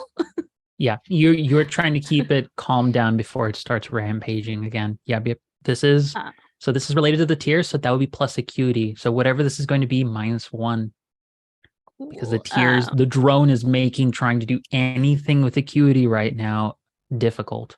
Cool. And I was gonna use force, thinking that Ganon is like, well, yeah, a small creature, you can like kind of massage it, but this is a giant mile-long creature. So she's like, I'm just gonna kick at it. Your upgrade lets you use a different stat. So yeah, you're right. It is not -1. You're right. The upgrade changes that. That is on me. Very nice. That's a good use of your ability and the changes to it. So roll that plus force. Pulling Let's out see what all happens. her kickboxing. Kick, tools. kick, kick, kick. We kick to Uh, heal. Yeah, and I think I will spend my character ace with this as well. This seems like a good time to just go all out. Okay. Okay. Right. All right, hell yeah, it's an 11. An 11. Very nice. 10 plus, you were right. And the monster moves down its track by 1. And on 10 plus, you move up on the track in addition. So yeah, Yes. this thing moves. So you basically are trading spots with each other. You are now all at a D10 for your control track, and this creature is at a D8. Yeah. Okay. So that has been 3 of the party. Farley. All right, I think I think that's been that so far. Yes. Farley, what are you going to try and do here? You're at a D10 and you have control. You could try and treat it, and you do have a critical ace. Think I shall. I think that is exactly what I'm going to do. All right. I'm going to get ready my giant pierogi and try and that that's a phrase we can say in this game. Preparing my giant pierogi. Just gonna give it a little pat. Good job. All right.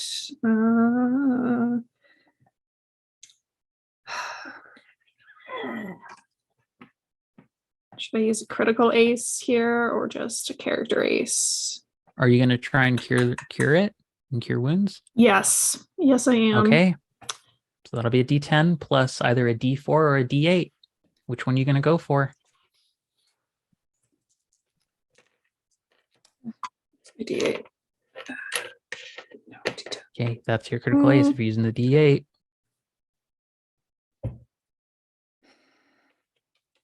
Yeah, screw it. Let's do it. All right.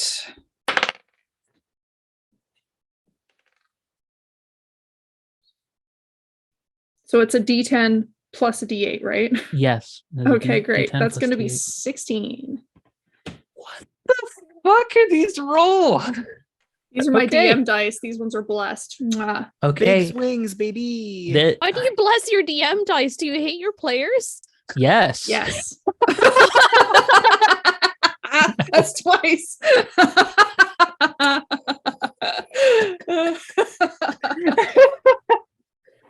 So here's the thing, Farley. This was actually a very good move to use the critical ace on this, and here's why. What you all did not know, because you had not determined its full effects, are that the cloud armor had 3 effects on it, not 2. Oh. One of which was the thunder pulse that has been emanating out throughout the entire city. That was an active effect. In feeding this creature, it has 2 additional effects to the thunder pulse: Cry of the Tempest and Shifting Temperament. Each of these reduce fortitude and grit. It's grit and force. So grit and force rolls are not going to have a penalty to them anymore. Nice. You got rid of one. You got rid of one of them that has 3 effects on it. So in Sick. feeding this and in dealing with it, basically while you're feeding it, a whole bunch of other like weavers and such. There's actually a few massage specialists who are by its belly, who have been using the gloves that a lot of the other excavators do to try and like pat down where the clouds have been. The clouds start dissipating. And right before they dissipated, you were hearing the sound of what was about to be a downpour of rain happening. So more rains of Rancor were about to start flooding the city. So with feeding it, you've taken care of one of the worst wounds it has. Yes. So that was a good time to use the critical ace. It was worth it. Hell yeah. This has, however, with doing this, the control track has been reset back to D4, because this is the finale. Got to push you all on this one. Yep. Something you know while applying the cure, there is a Farley. As you like the whole thing like trailing along its body, Some of the other folks fly by as you're basically like just having to pull back before it starts letting out more energy. Some of the folks notice they saw what appeared to be like a feminine form in the center of the serpent. You have an idea of where the deity is. It's in the stomach. It's stuck in there. Just the whole body of the elemental is being almost like a prison for them. Would Bond have kept us at D6? Let me double check that. Let me go I read. forget if that happened at the same time because I know it only drops if I'm it double was checking. already. Yeah, whatever level of the track you were on when you bond is now. Yeah. Come on, Kanan coming in with the Oh, with the yeah. No, that's important. That's actually, important yes, because of the bond thank you've you. established. No, that's true. That is a Yay. very good correction. You can't drop below D6 because you got to D6 when you established the bond. Heck yeah. Oh, yeah, Ganon's yeah, yelling yeah. at the sky. Excuse me, person. Yelling at the sky comes in dictating. handy again. I see in my notes that we would have more control. Young You- scholar destroys cloud. So you are at D6 again, which is what you entered this anyways. And the creature, the storm elemental, is back at D12, and you need to regain control. That is where you're at right now. But you have cured one of the more severe wounds, and you've gotten rid of the penalties from that. So that is where you're at. And Minnie, did you take your turn? I'm trying to remember if you took your turn. Yeah, I during started cycles. it to help us get on the initial control track. I bumped us Right. even further. Actually, right. if we want to go back to me again, I'll do it again. I'm going to use summoning song to help soothe it. Here's the thing. Before you do that, Oh no. Okay. it is taking its turn now. Yep. And so the cloud armor has been removed, but the tears, the crystal tears that are irritating its head and its eyes, they begin to form like caches of aquamarine that are building down longer streaks in its body. And you're hearing the creature like cry out more. And as it does so, you hear, your entire group hears from way back down, and other folks hit the deck, and you just watch as all of the condors have to spin like vastly out of the way as its mouth opens up, and there is just a blast of lightning, wind, and thunder that emanates out of its mouth. And I need to double check whenever you bond. Bond is now the lowest it can go. You are very lucky that you cannot be pushed back on the control track, which is good because this ability pushes you back too. This is highly dangerous. So bond is a very good thing to have taken and done pretty early on. However, because you would be losing control and being pushed back, there is something else that we have to contend with. When the tussle gets bad and you lose control while you're at the D4, I'm going to say it rule as because you're at D6 and you can't go lower, you would need to, in order to not retreat, there is something else that needs to be done. Let's see. If you're at the D4 stage and the result of a move tells you to move down, you must either retreat or spend an ace to stay in the conflict. So everyone, you need to make use of a resource of some variety, or you have to spend the session ace. Or you have to say you're spending the one session ace that you... Oh, no, wait. No, you don't have a session ace. Yeah. So everyone has to spend a resource from their character aces to stay in this conflict. To basically describe what narratively or what skill are you focusing on in order to keep you here. Because this breath of the elements just rips across the entire skyline. And whole community members are almost sent plummeting straight down to the ground. Folks are barely being caught right before they plummet. Like, this is an aerial battle of the worst kind right now. Well, Grid and Force don't have penalties anymore, so I'm gonna go with one of those. They're both the 0, so Okay. Grit and Force are the Grit. only ones I've used my character ace on. God, I can't use my character Ace for acuity. That's identifying flora. I'll do my fine. Force. I spell my Okay. fine character Ace. I think Garuk's going to use his force. It's actually negative, but I think he was so unprepared for this because we were doing so well that I think he was just not ready for that. Mhm. Yeah, this is a primordial entity. This is like fighting an actual storm that is just, it's a mile long and the entire community is doing their best, but you all saw, like, it was like a clear ripple effect throughout the entire body of this creature. A whole bunch of folks nearly got knocked down to the ground, and some folks, if y'all are spending the resource to stay in the fight, some of them are mechanically, they are retreating. They can't handle this conflict. I think Ganon is gonna take out Allure. I think the more the things are becoming out of control, the less she is like a very good team player and is just like, I gotta do what I gotta do. That's what's the most important. I have the skills to do one of these jobs, so that's what I have to pay attention to. And she is like not really communicating very well, isn't giving like information of what she's up to all the time. And so that's what we lose from her.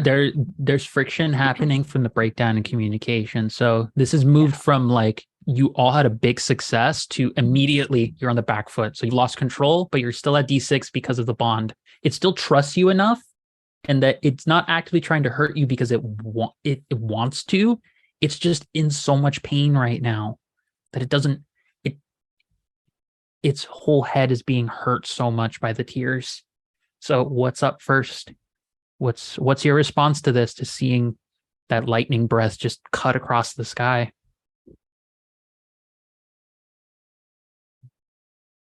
My thought process was to use summoning song to try and help like calm it because it's in pain. But it also states that I could attract an animal that could help me in another way if I roll that well. I was hoping to maybe try to appeal to the goddess within its stomach. I love that. I hadn't thought about that.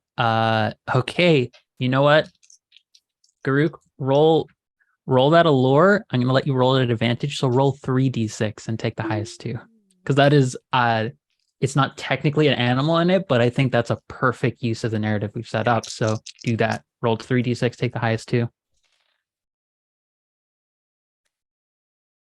Cool. So that is a 13. Woo! No failures, all whammies. Wait, no, not all No whammies. All No whammies. Big money. No whammies. No whammies. Jesus. All pierogies, no whammies. Okay, so on a 10 plus, you will attract the attention of the monster and it may call back to you from where it is. Yeah. Yeah, so I think if maybe it's not that I'm trying to call to the monster because we know where it is. I'm trying to like appeal specifically to the goddess.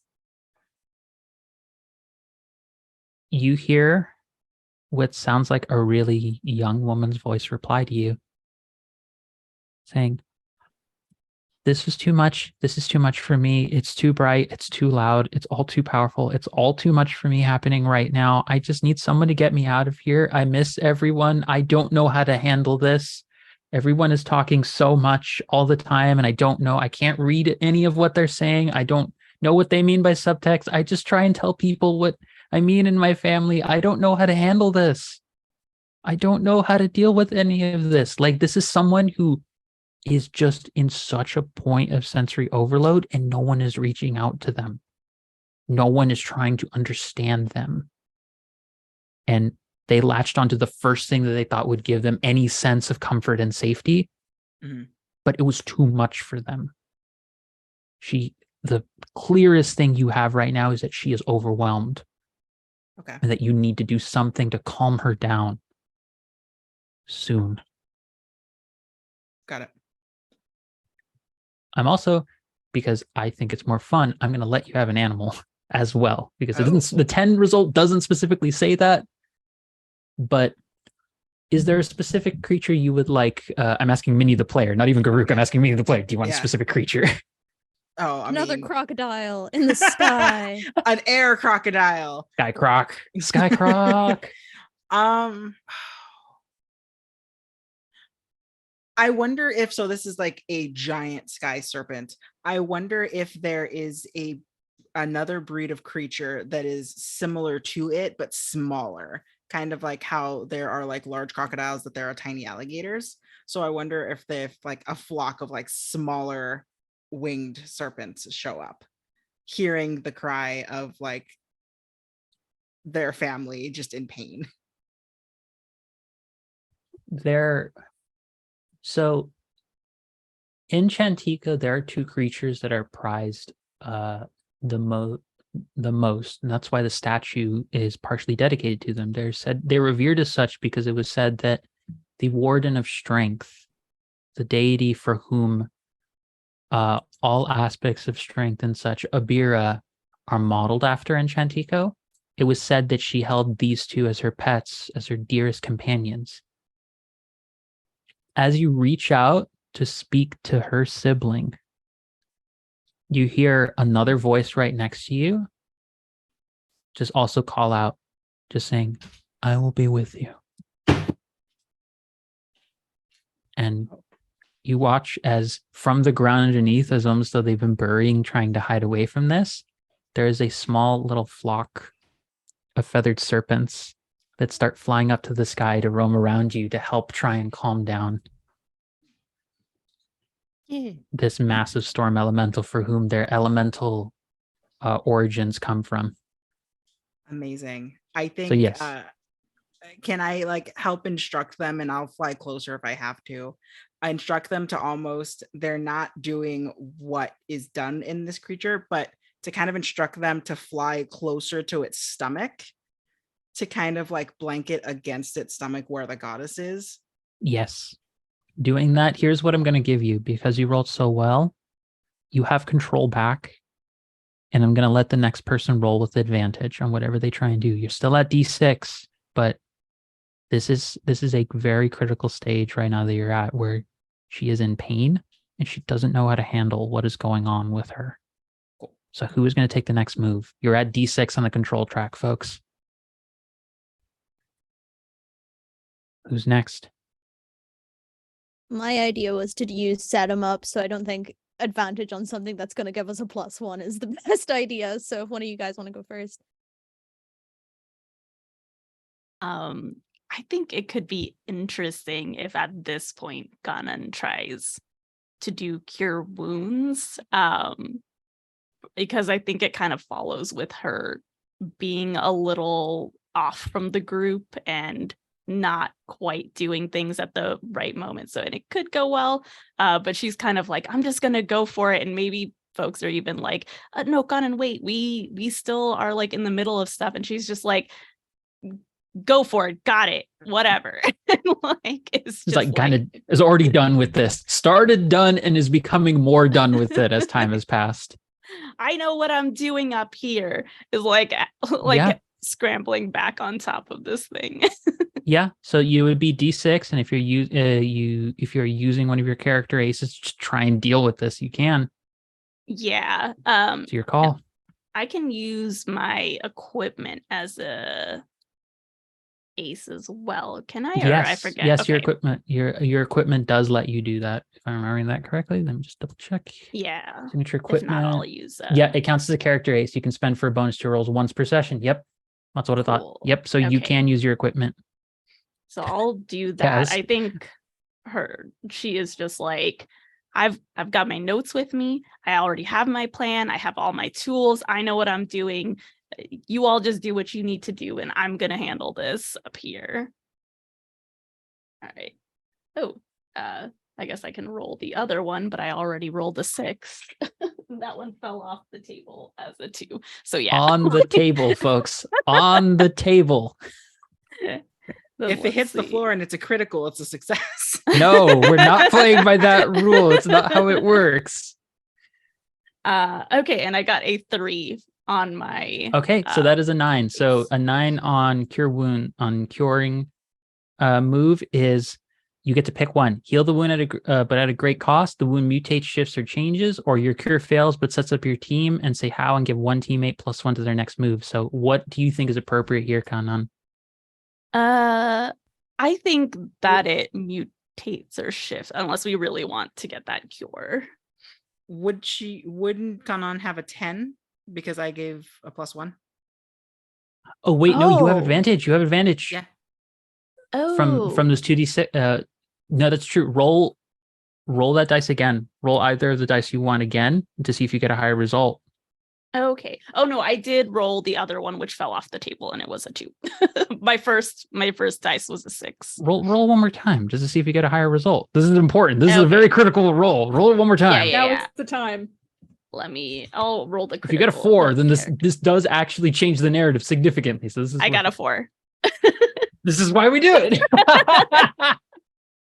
So you're Hell going yeah. up for the crystal, the tears you. or the tail? Which one are you going for? The tears. That's where she's tears, been kind okay. of focused.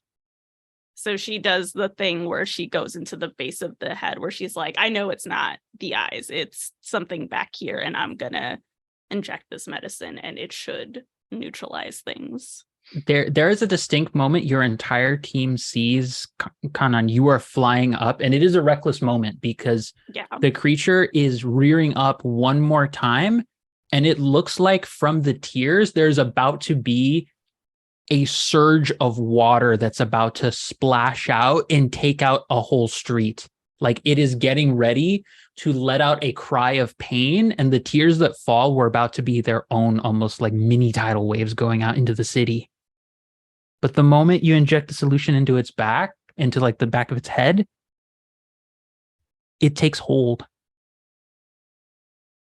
And the tears, you all hear another like loud sound of something shattering, but it's not the same thing that's happened before. The solution takes effect. And the tears, and it's like, it's almost like little, imagine the way that comets streak across the sky and leave sort of an after tail effect. You're seeing that as the aquamarine segments are falling down to the ground. Kanan? The rain has stopped. Yeah. Crystal tears were causing an effect called grieving torrents. That is the source of the rains of rancor. And also this one, this is its most active abilities are on this wound. This is the other one that had 3 effects on it. So you got rid of Aquamarine Drone that would have reduced acuity. The breath weapon is gone. And the torrents that were the rain are gone. That's 2 wounds down, folks. You got one more to take care of, the tail. And just yells You are at the back sky. at D6. Take that, sky. Retribution! Vindication. I feel like a lot of people are shaking their heads at Ghana, and she's like, I don't care. Doing a victory lap. just 3 unnecessary loops in the sky on the condors. Just like, I did it! One of the villagers like throws something at them, like, get down, stop doing. We get it, you did it. Okay. Look, they're celebrating. They're Yeah. thanking me for being so good. Yes, give me your offerings.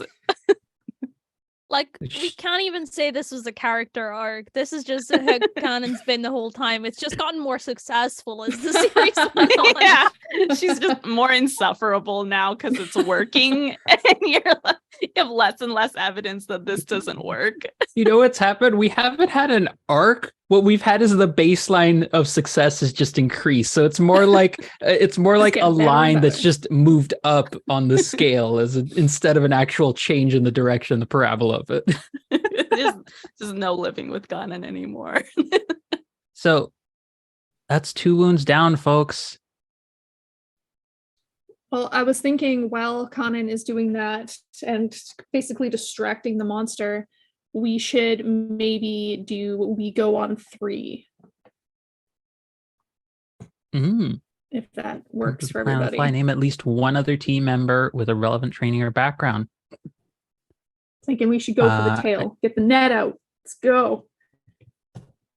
Yeah. my Well, face. I think I'm the other one that hasn't gone this round. So Yeah. So if you two Aster want to and double Farley? up on that. Yeah. Yeah, I made the net, so you guys just need to take it. Yeah. This is a matter of trying to shred it. So this comes down to roll plus stat. And depending on what you use, I'll let you know whether or not anything is being affected by that. Would this be fine since we're trying to aim a net towards the tail while flying? It's whatever stat you feel is most appropriate.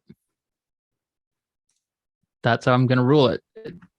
Because the move specifically just says when you come up with a plan on the fly, name at least one other team member with a relevant training or background and ask them to help out. And you and everybody who agrees rolls plus stat.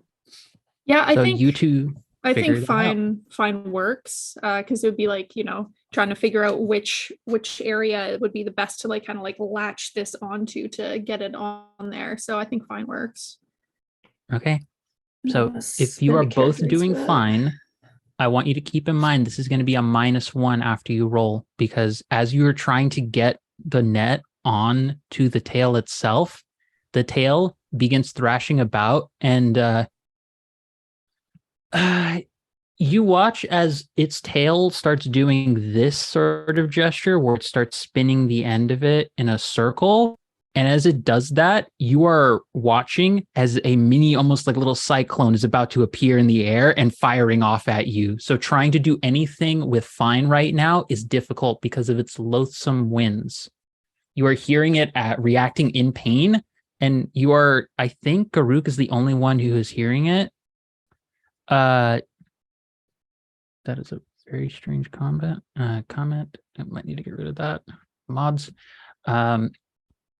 There is a moment of the winds acting. Okay, fair enough. Gonna skip that. There is a moment of the wind trying to lash out at you and take you out. So yeah, it is very difficult to try and do something. All right. So this will be whatever your rolls are, -1. All right. With my -1, I got a 10. With -1, you got a 10? With -1, I did spend an ace, so. Oh, with a 0, I got a 4. Oh, fuck. 4 total? Yeah. No. There it Our is. first. Aster's back. Yeah. Okay, I said all whammies, and I got all whammies now. So here's what happens. For every 1 hold that you have, which was a 10 plus, you can pick one of those options, Farley. However, Aster, because you rolled a 6 or below, the monster advances on the control track and pushes you all back. Now, because D6 is the lowest end you can reach, I'm going to need everyone to spend another ace of some kind to stay in this conflict. And we'll work off narratively what happens What from if there. I rescue a teammate that rolled a 6 or below? Say that again? What if I use the reward for we go on 3 to rescue a teammate that rolled a 6 or that would below? keep you from having to do that. So there's no success really that comes out of it. You basically just spend it in order to keep Aster from getting hurt. But what happened? So what between the two of you, what happened as you tried to do this, as it lets off this, it spins its tail around and it lets off this gale force wind coming at all of you?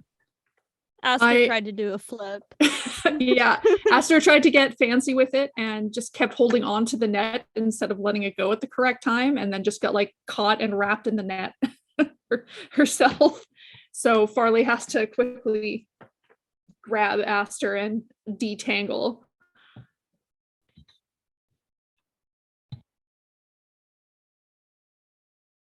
There is an attempt. Sorry, I accidentally muted myself. There is an attempt made to do it, but no luck, folks. Nothing really comes out of it. You both are prevented from having to entirely get knocked out of the. But it doesn't work in that one. Does that still And advance the control track for the monster, or okay? So it no, just because neutral. it doesn't. So it doesn't do. So you still stay at D6. So there was an attempt made, but it now comes to the creature's turn. And the creature, seeing the two of you out there, tendrils of lightning and thunder begin emanating out as an extension to the tail, and it lashes out to knock Aster and Farley out of the air. You all are getting pushed back one on the control track, and I need something from y'all. I need an ace spent if you want to stay in the fight. Yeah, I'll spend my allure ace and say that I lost my voice screaming. Oh, jeez. That's rough, but that works because it definitely works. So that ace is gone. Everyone else, I also need it from everyone because this is pushing everyone in the fight back. This is a rough one.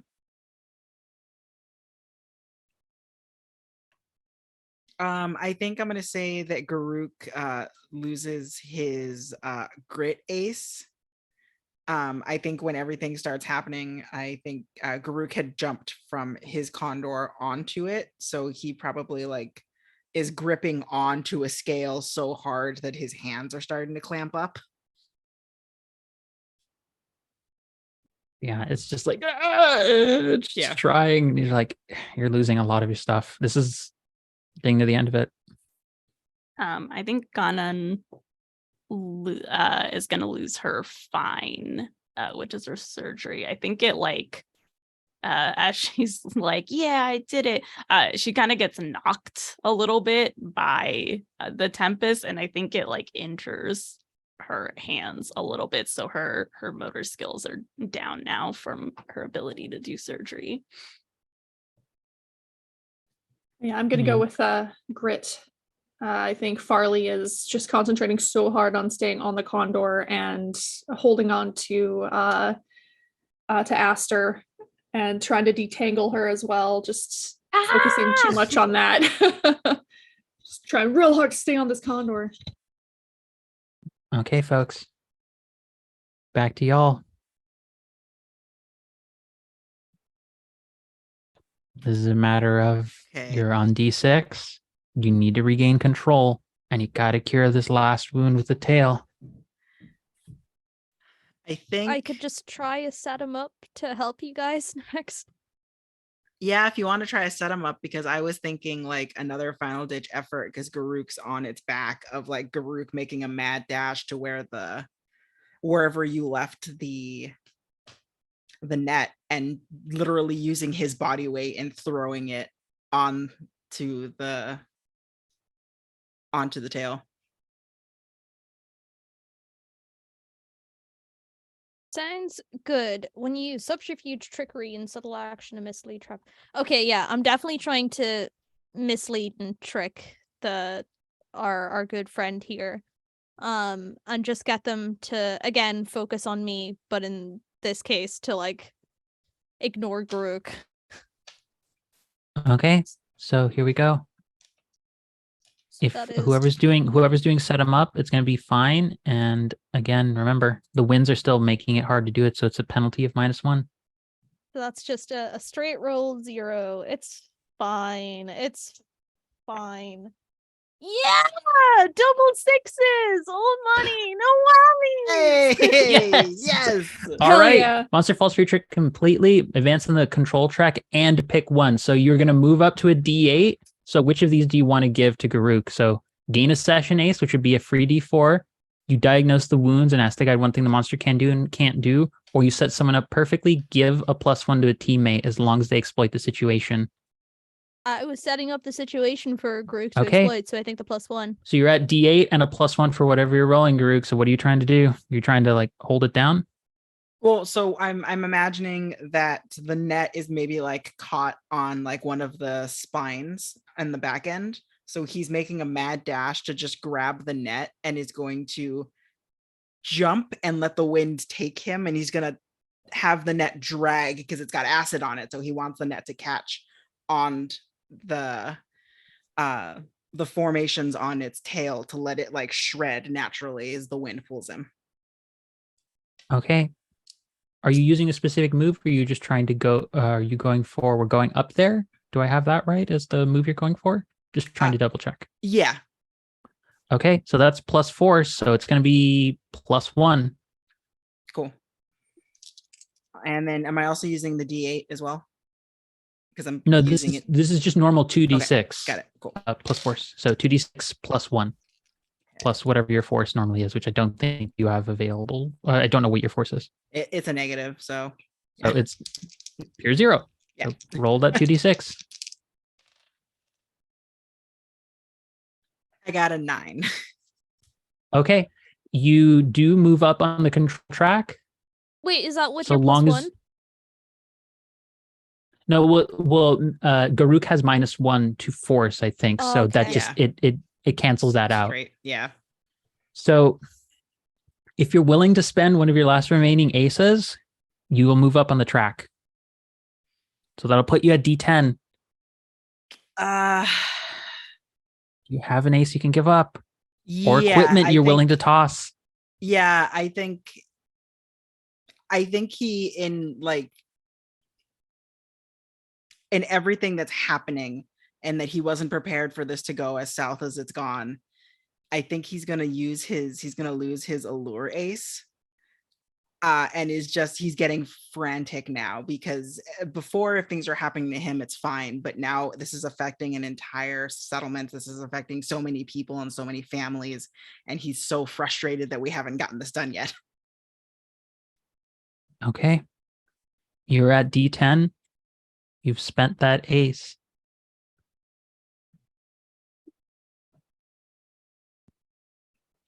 Cool. Next. It comes down to... So wait, does that mean it was Kanan's next turn? Or was Kanan doing the wound earlier? I'm trying to remember. I'm losing a little bit of track because That I'm was like... last turn. That was last turn. In the Yeah, last so- turn, I did the. So yeah, so this turn tears. was Farley and Aster trying to do that thing, and then Kanan. Ooh, You got D10. right, and then the Tempest is at what currently? I believe it is Also a D10. it might be a D10 as well. I think you're all sharing it. That Yep. one I've lost track of, but for the purposes of this, you're at D10 right now. So you have a Mhm. big chance to finish it. Okay. Yeah, I think Gunnan can try to go in. I think it would be interesting if like everyone else has to she has to kind of back up and like join up with everyone a little bit and have like a little moment before she goes out, because she's just like, well, I did my stuff, so how The rest of are us you all screaming, doing? crying. Yeah, throwing up, and she's like, oh, I mean, I appreciate the overwhelming emotions everyone has when I do well, but it's okay. I've got it. The tears are gone. Everything else is good, right? Garuk's just hanging, holding onto this net from its tail. Garuk's just like, no. Aster No, and it is not Farley have fine. been nearly yeeted into the ground. Oh, okay. Roll. Not looking so great. Okay, I will work it out. And I think she kind of like flies over to Garuk and like attempt to be like, maybe we can fly on this condor together. And it's just like scooching up. I feel like this condor is probably small to fit Ganon. And so Yeah, this is condor is like, please hurry. this condor is like, why would this be your choice? Use the condor to pull me, because I'm dragging the acid against the stuff. Yeah, I think that's the condor kind of grabs you. Okay, so we're The see if we condor's can like get 2 this. days from retirement and has to deal with this. I can't believe this. Roll.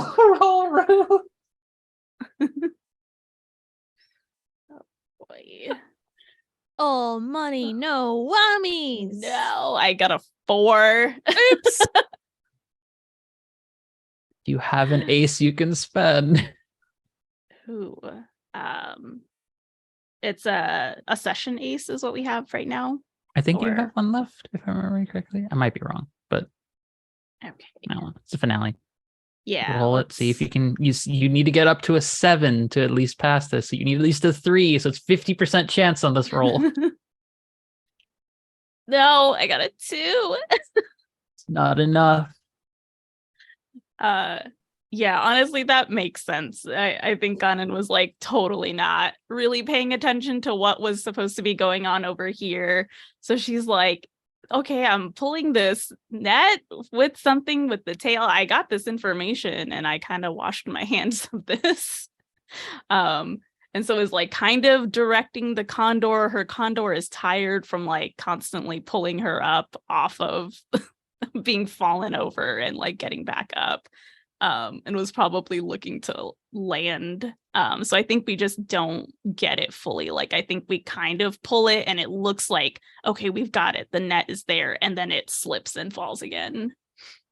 Yeah.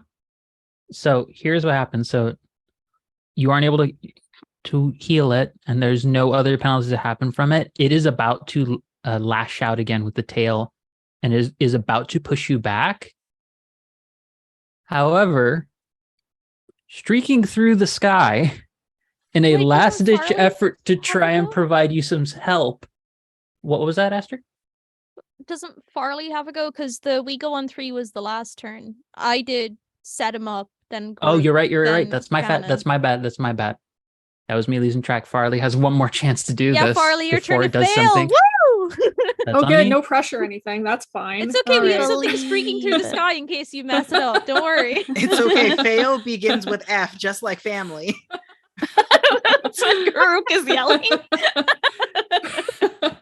Farley, Thanks, Dad. Need that cross stitch right now. Okay, so just to double check, we do have control currently. you still right? have control. Okay, then You I'm do just see this gonna- creature is rearing up its tail, and you are seeing the little gale force winds are beginning to pick up again. So I am going to ride this condor like a surfboard, using the wind in my advantage, and then just freaking go directly at this net and try and drag it down using the power can. of gravity and this super hyperdelic mushroom I just took, just to give myself a little bit of a boost. Yeah. the 1-up mushroom. Perfect. All right, Okay, let's do it. So I'm just D10, gonna go and ahead if you have a and try and character clear ace. it. Okay. I'm gonna roll this with acuity. Don't say the thing, Everything's Gask. It's been not great been the an past ace. few. Don't you do it? Don't do it. All right. Okay. This is the roll I fuck up so bad. That's a 6. So 6. it's not bad. That's a 2. That's an 8. And using my 8. ace is a 4. That's a 12. That's a 12. Oh, money! So, folks, here's what happens. Here I'll refashion that. What I was originally going to do was, in the event that you all hadn't all managed to do it on your turn, you were going to get one more chance to do it, because streaking through the sky, coming your way is Ephemera on her own personal giant eagle, coming in and literally was just, the thing had its full attention locked on you, lashing out, and she just leapt off of the eagle, landed right on top of its head, and was getting its full attention for all of you to get one more chance. As they do that, Farley, you are able to, through sheer force of gravity and the most reckless thing you have done as of yet, just pull it down. The amber resin is just shredded to pieces. The skyline, the clouds, part entirely. The grays, the darkness, the shadows that have clouded it entirely are gone. And this creature just sort of more akin to like a sleeping kind of cat, like purring as it like takes a nap somewhere. It wraps its body around the statue, no longer trying to like constrict it, but just sort of like resting its whole form. And you see emerging, just sort of lying on the ground, passed out, but still okay, is a feminine form. Hair of deepest black, skin brown with the warmest tones, with a look that perpetually has a sense of sadness about it, even while sleeping. Wearing this long set of robes that seemingly have these constant little patterns of teardrops along the hems of it, and especially along the collar. This is Mara. This is Mara, the grieving goddess, who awakens on the ground, mind you. She did not make an impact crater. I want to make that very clear. When she kind of fell out of this creature, she's just sort of there, like near the base of the statue, and just sort of slowly wakes up and is just kind of shivering and like anxious to herself. She's just looking at everything. I think because we've all probably landed nearby, I think Garuk's gonna walk up to her slowly and is gonna take off his poncho and just like put it on her. She has a really hard time getting words out, and there's such an intense difficulty with like looking at you directly in the eyes. Like she tries for a couple of seconds to look, and then she like looks away, and it's hard to tell whether it's just she's not very good at keeping eye contact, or it's a bit of anxiety and shame, or both. It might be a little bit of both.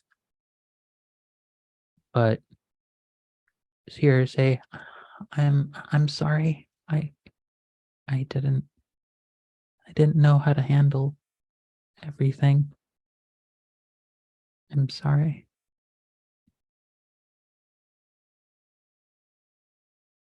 And she's just shaking the entire time. But you can tell she's holding onto the poncho. She's like clutching it like a kid clutches like a stuffed animal.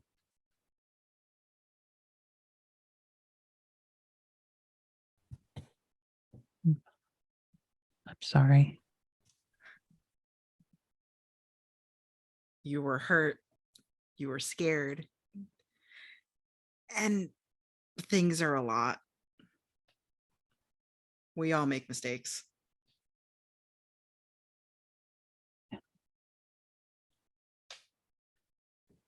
And then Everyone Garuk's else just is gonna- okay.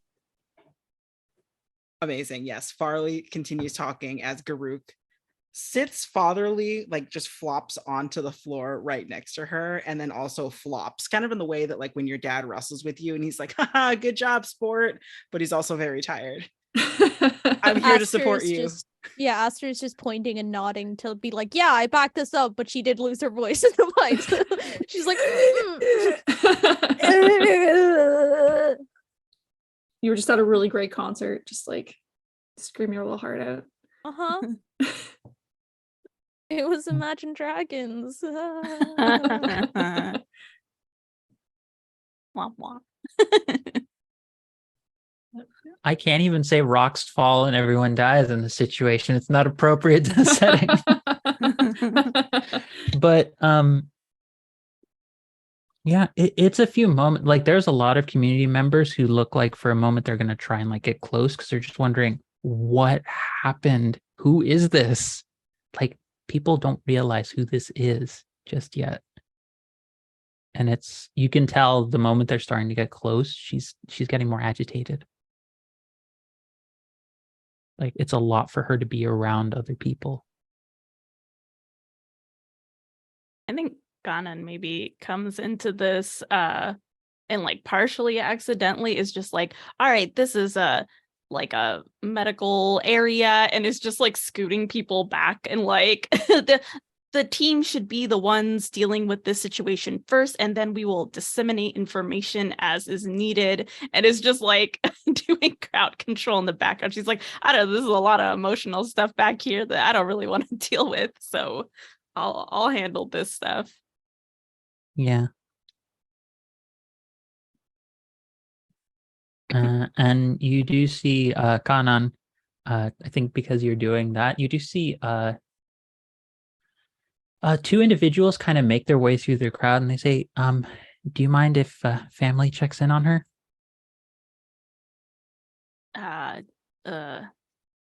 Because like for a second, she's almost looks like she's gonna be like, I need some identification.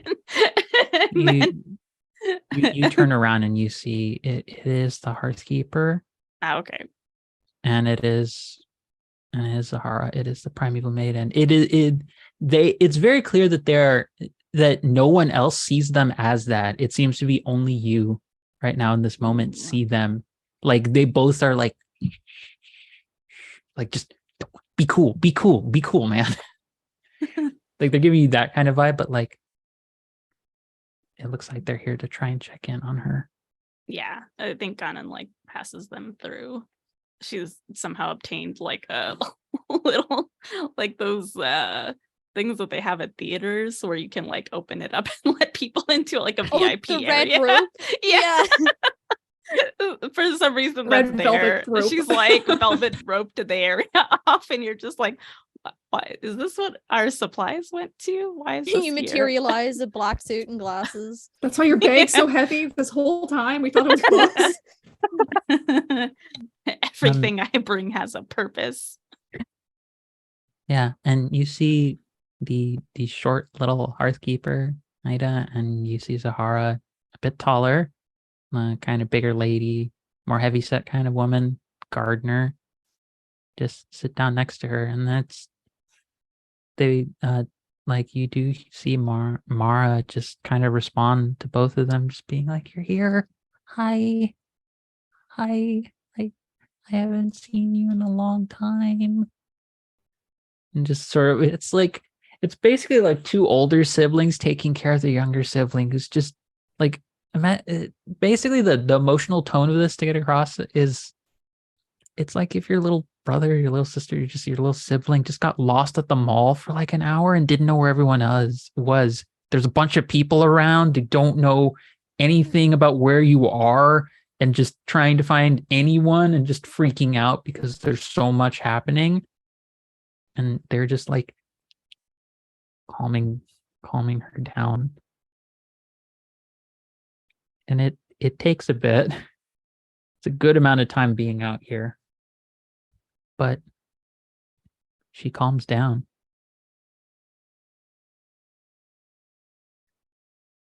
There's silence that takes hold after a while. But eventually there's the look of like peace that comes across Mara's face. And like a smile. It's a small one. It doesn't look like it's something she does very often. But she seems at peace, and the other two deities say, we're gonna take her home, and we'll see what we can do to make sure she feels okay the next time she tries to visit here. Thank you, all of you, for what you've done.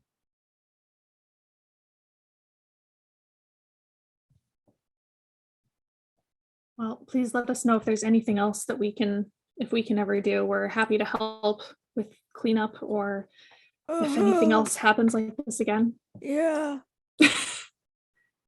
Oh dear. You see the squat Hearthkeeper just sort of walks over to Aster. Oh dear, have you lost your voice again? Here, can you pulls out a cup of tea out of nowhere. Thank you. This works too. This has a lot of honey and lemon in it. I've been led to believe that these are very helpful for that kind of thing. Take a sip. You got some of your voice back. Yeah, not all of it. She has to like cool the tea as I'm chugging it, or else it'll burn my throat. Because I just go ah. But yeah, there's a lot of like reconstruction that has to happen after this point. There's a lot of ephemera checking in on all of you.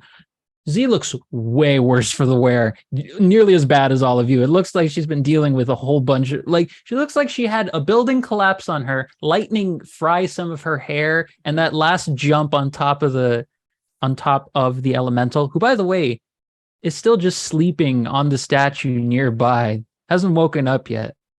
But you do get the name Quetzal from the rest of the deities. They mention that Quetzal is actually a friend of theirs, who also apologizes, but like wakes up for like half a second to say, "Oh, sorry," and then just goes back to sleep on the statue. It's like, that's not good enough, but also I can't argue with you, so Yeah, we're not winning another fight. Yeah, we're good. We're good for right now. And you get the sense of fairness, like, so we'll check in later. We'll figure this out another time. You've all done well. World saved. Rain's gone. I need a drink. Oh God, I need a drink. It's just there's agua fresca in my bag, Garuk says from the floor. It's like, you know what?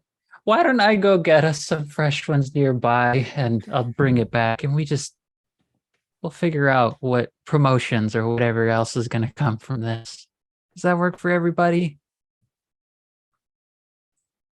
Or at least just chewing on orange slices that came out of absolute nowhere. Oh, so that's what was in your some bag? You're complaining for Kanan for having red velvet robe and you had oranges? Maybe. Oranges my are very life. important. Garuk just opens his mouth for one. But the scene closes on the aftermath of this. And with Quetzal the Tempest having been cured of their wounds, and the rains of Rancor having been stopped, Agni, for however long it lasts, will reach a much more stable and peaceful time during the 10th kindling, during the 10th era.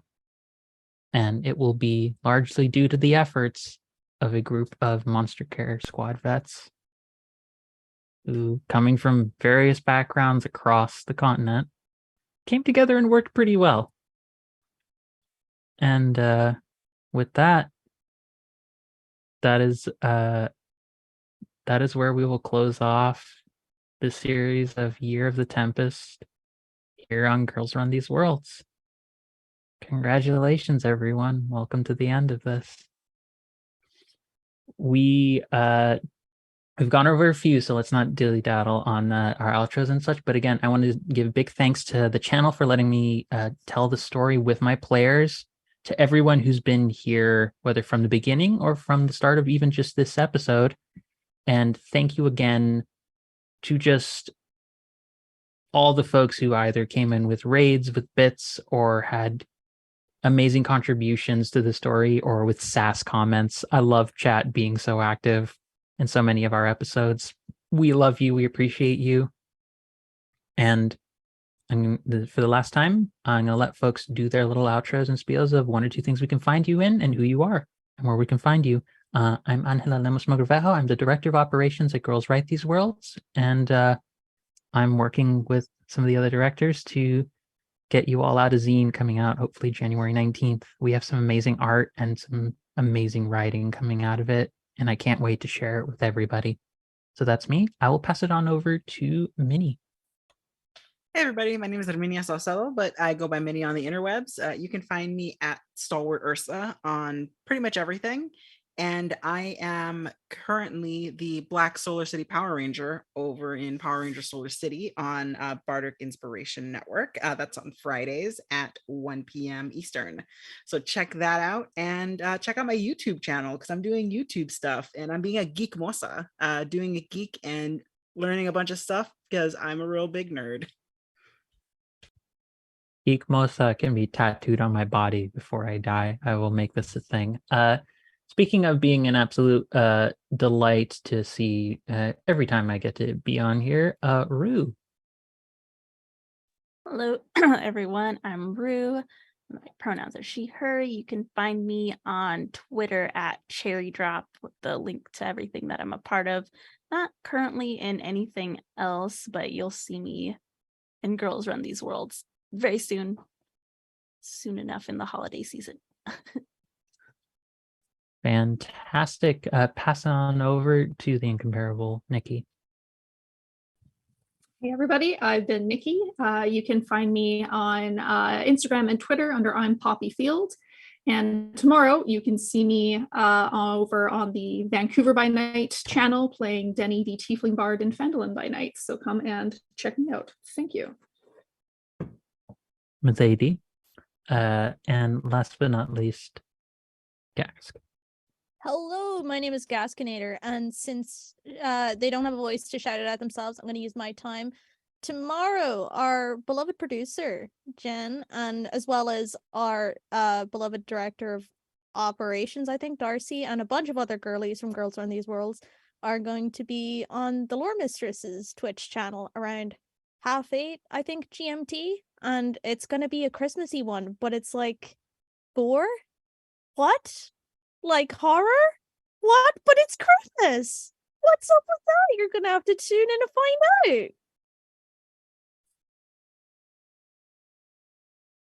Thank you again to everyone for tuning in. For folks who are able to support the other games that are going to be coming up this month, we have our holiday one-shot series, our Hose series, that is going to be happening throughout the whole of this month. 16, I believe we had 16 games of just tremendously different casts and different systems, everything from like Ink and Monster Hearts to some Mouse Ritter and a few other systems of joy and delight.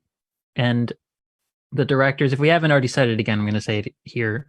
The directors are playing 5e with Lauren Oboe, because apparently that's a thing that we're doing next weekend, because what is our life at this point? So that's going to be really fun. It's all kobolds, so expect just kobold mischief from that. I'm playing a cleric because best class. No one can fight. You all can fight me with it. Best class. And if you can, thank you everyone for tuning in. Support those shows that are coming up for our one-shot series. Support all the GMs and their individual projects and such. And if you can, maybe consider throwing some money over through the Ko-fis for all the individual, for the channel, for all the GMs and all the individual players who are involved. Or consider subscribing to this channel so we can keep paying Bezo taxes and such to keep bringing you some amazing stories. It is an absolute pleasure to be part of the working and leading force here at Girls Run These Worlds. And as always, we look forward to seeing you in whatever stories and worlds we find you in next.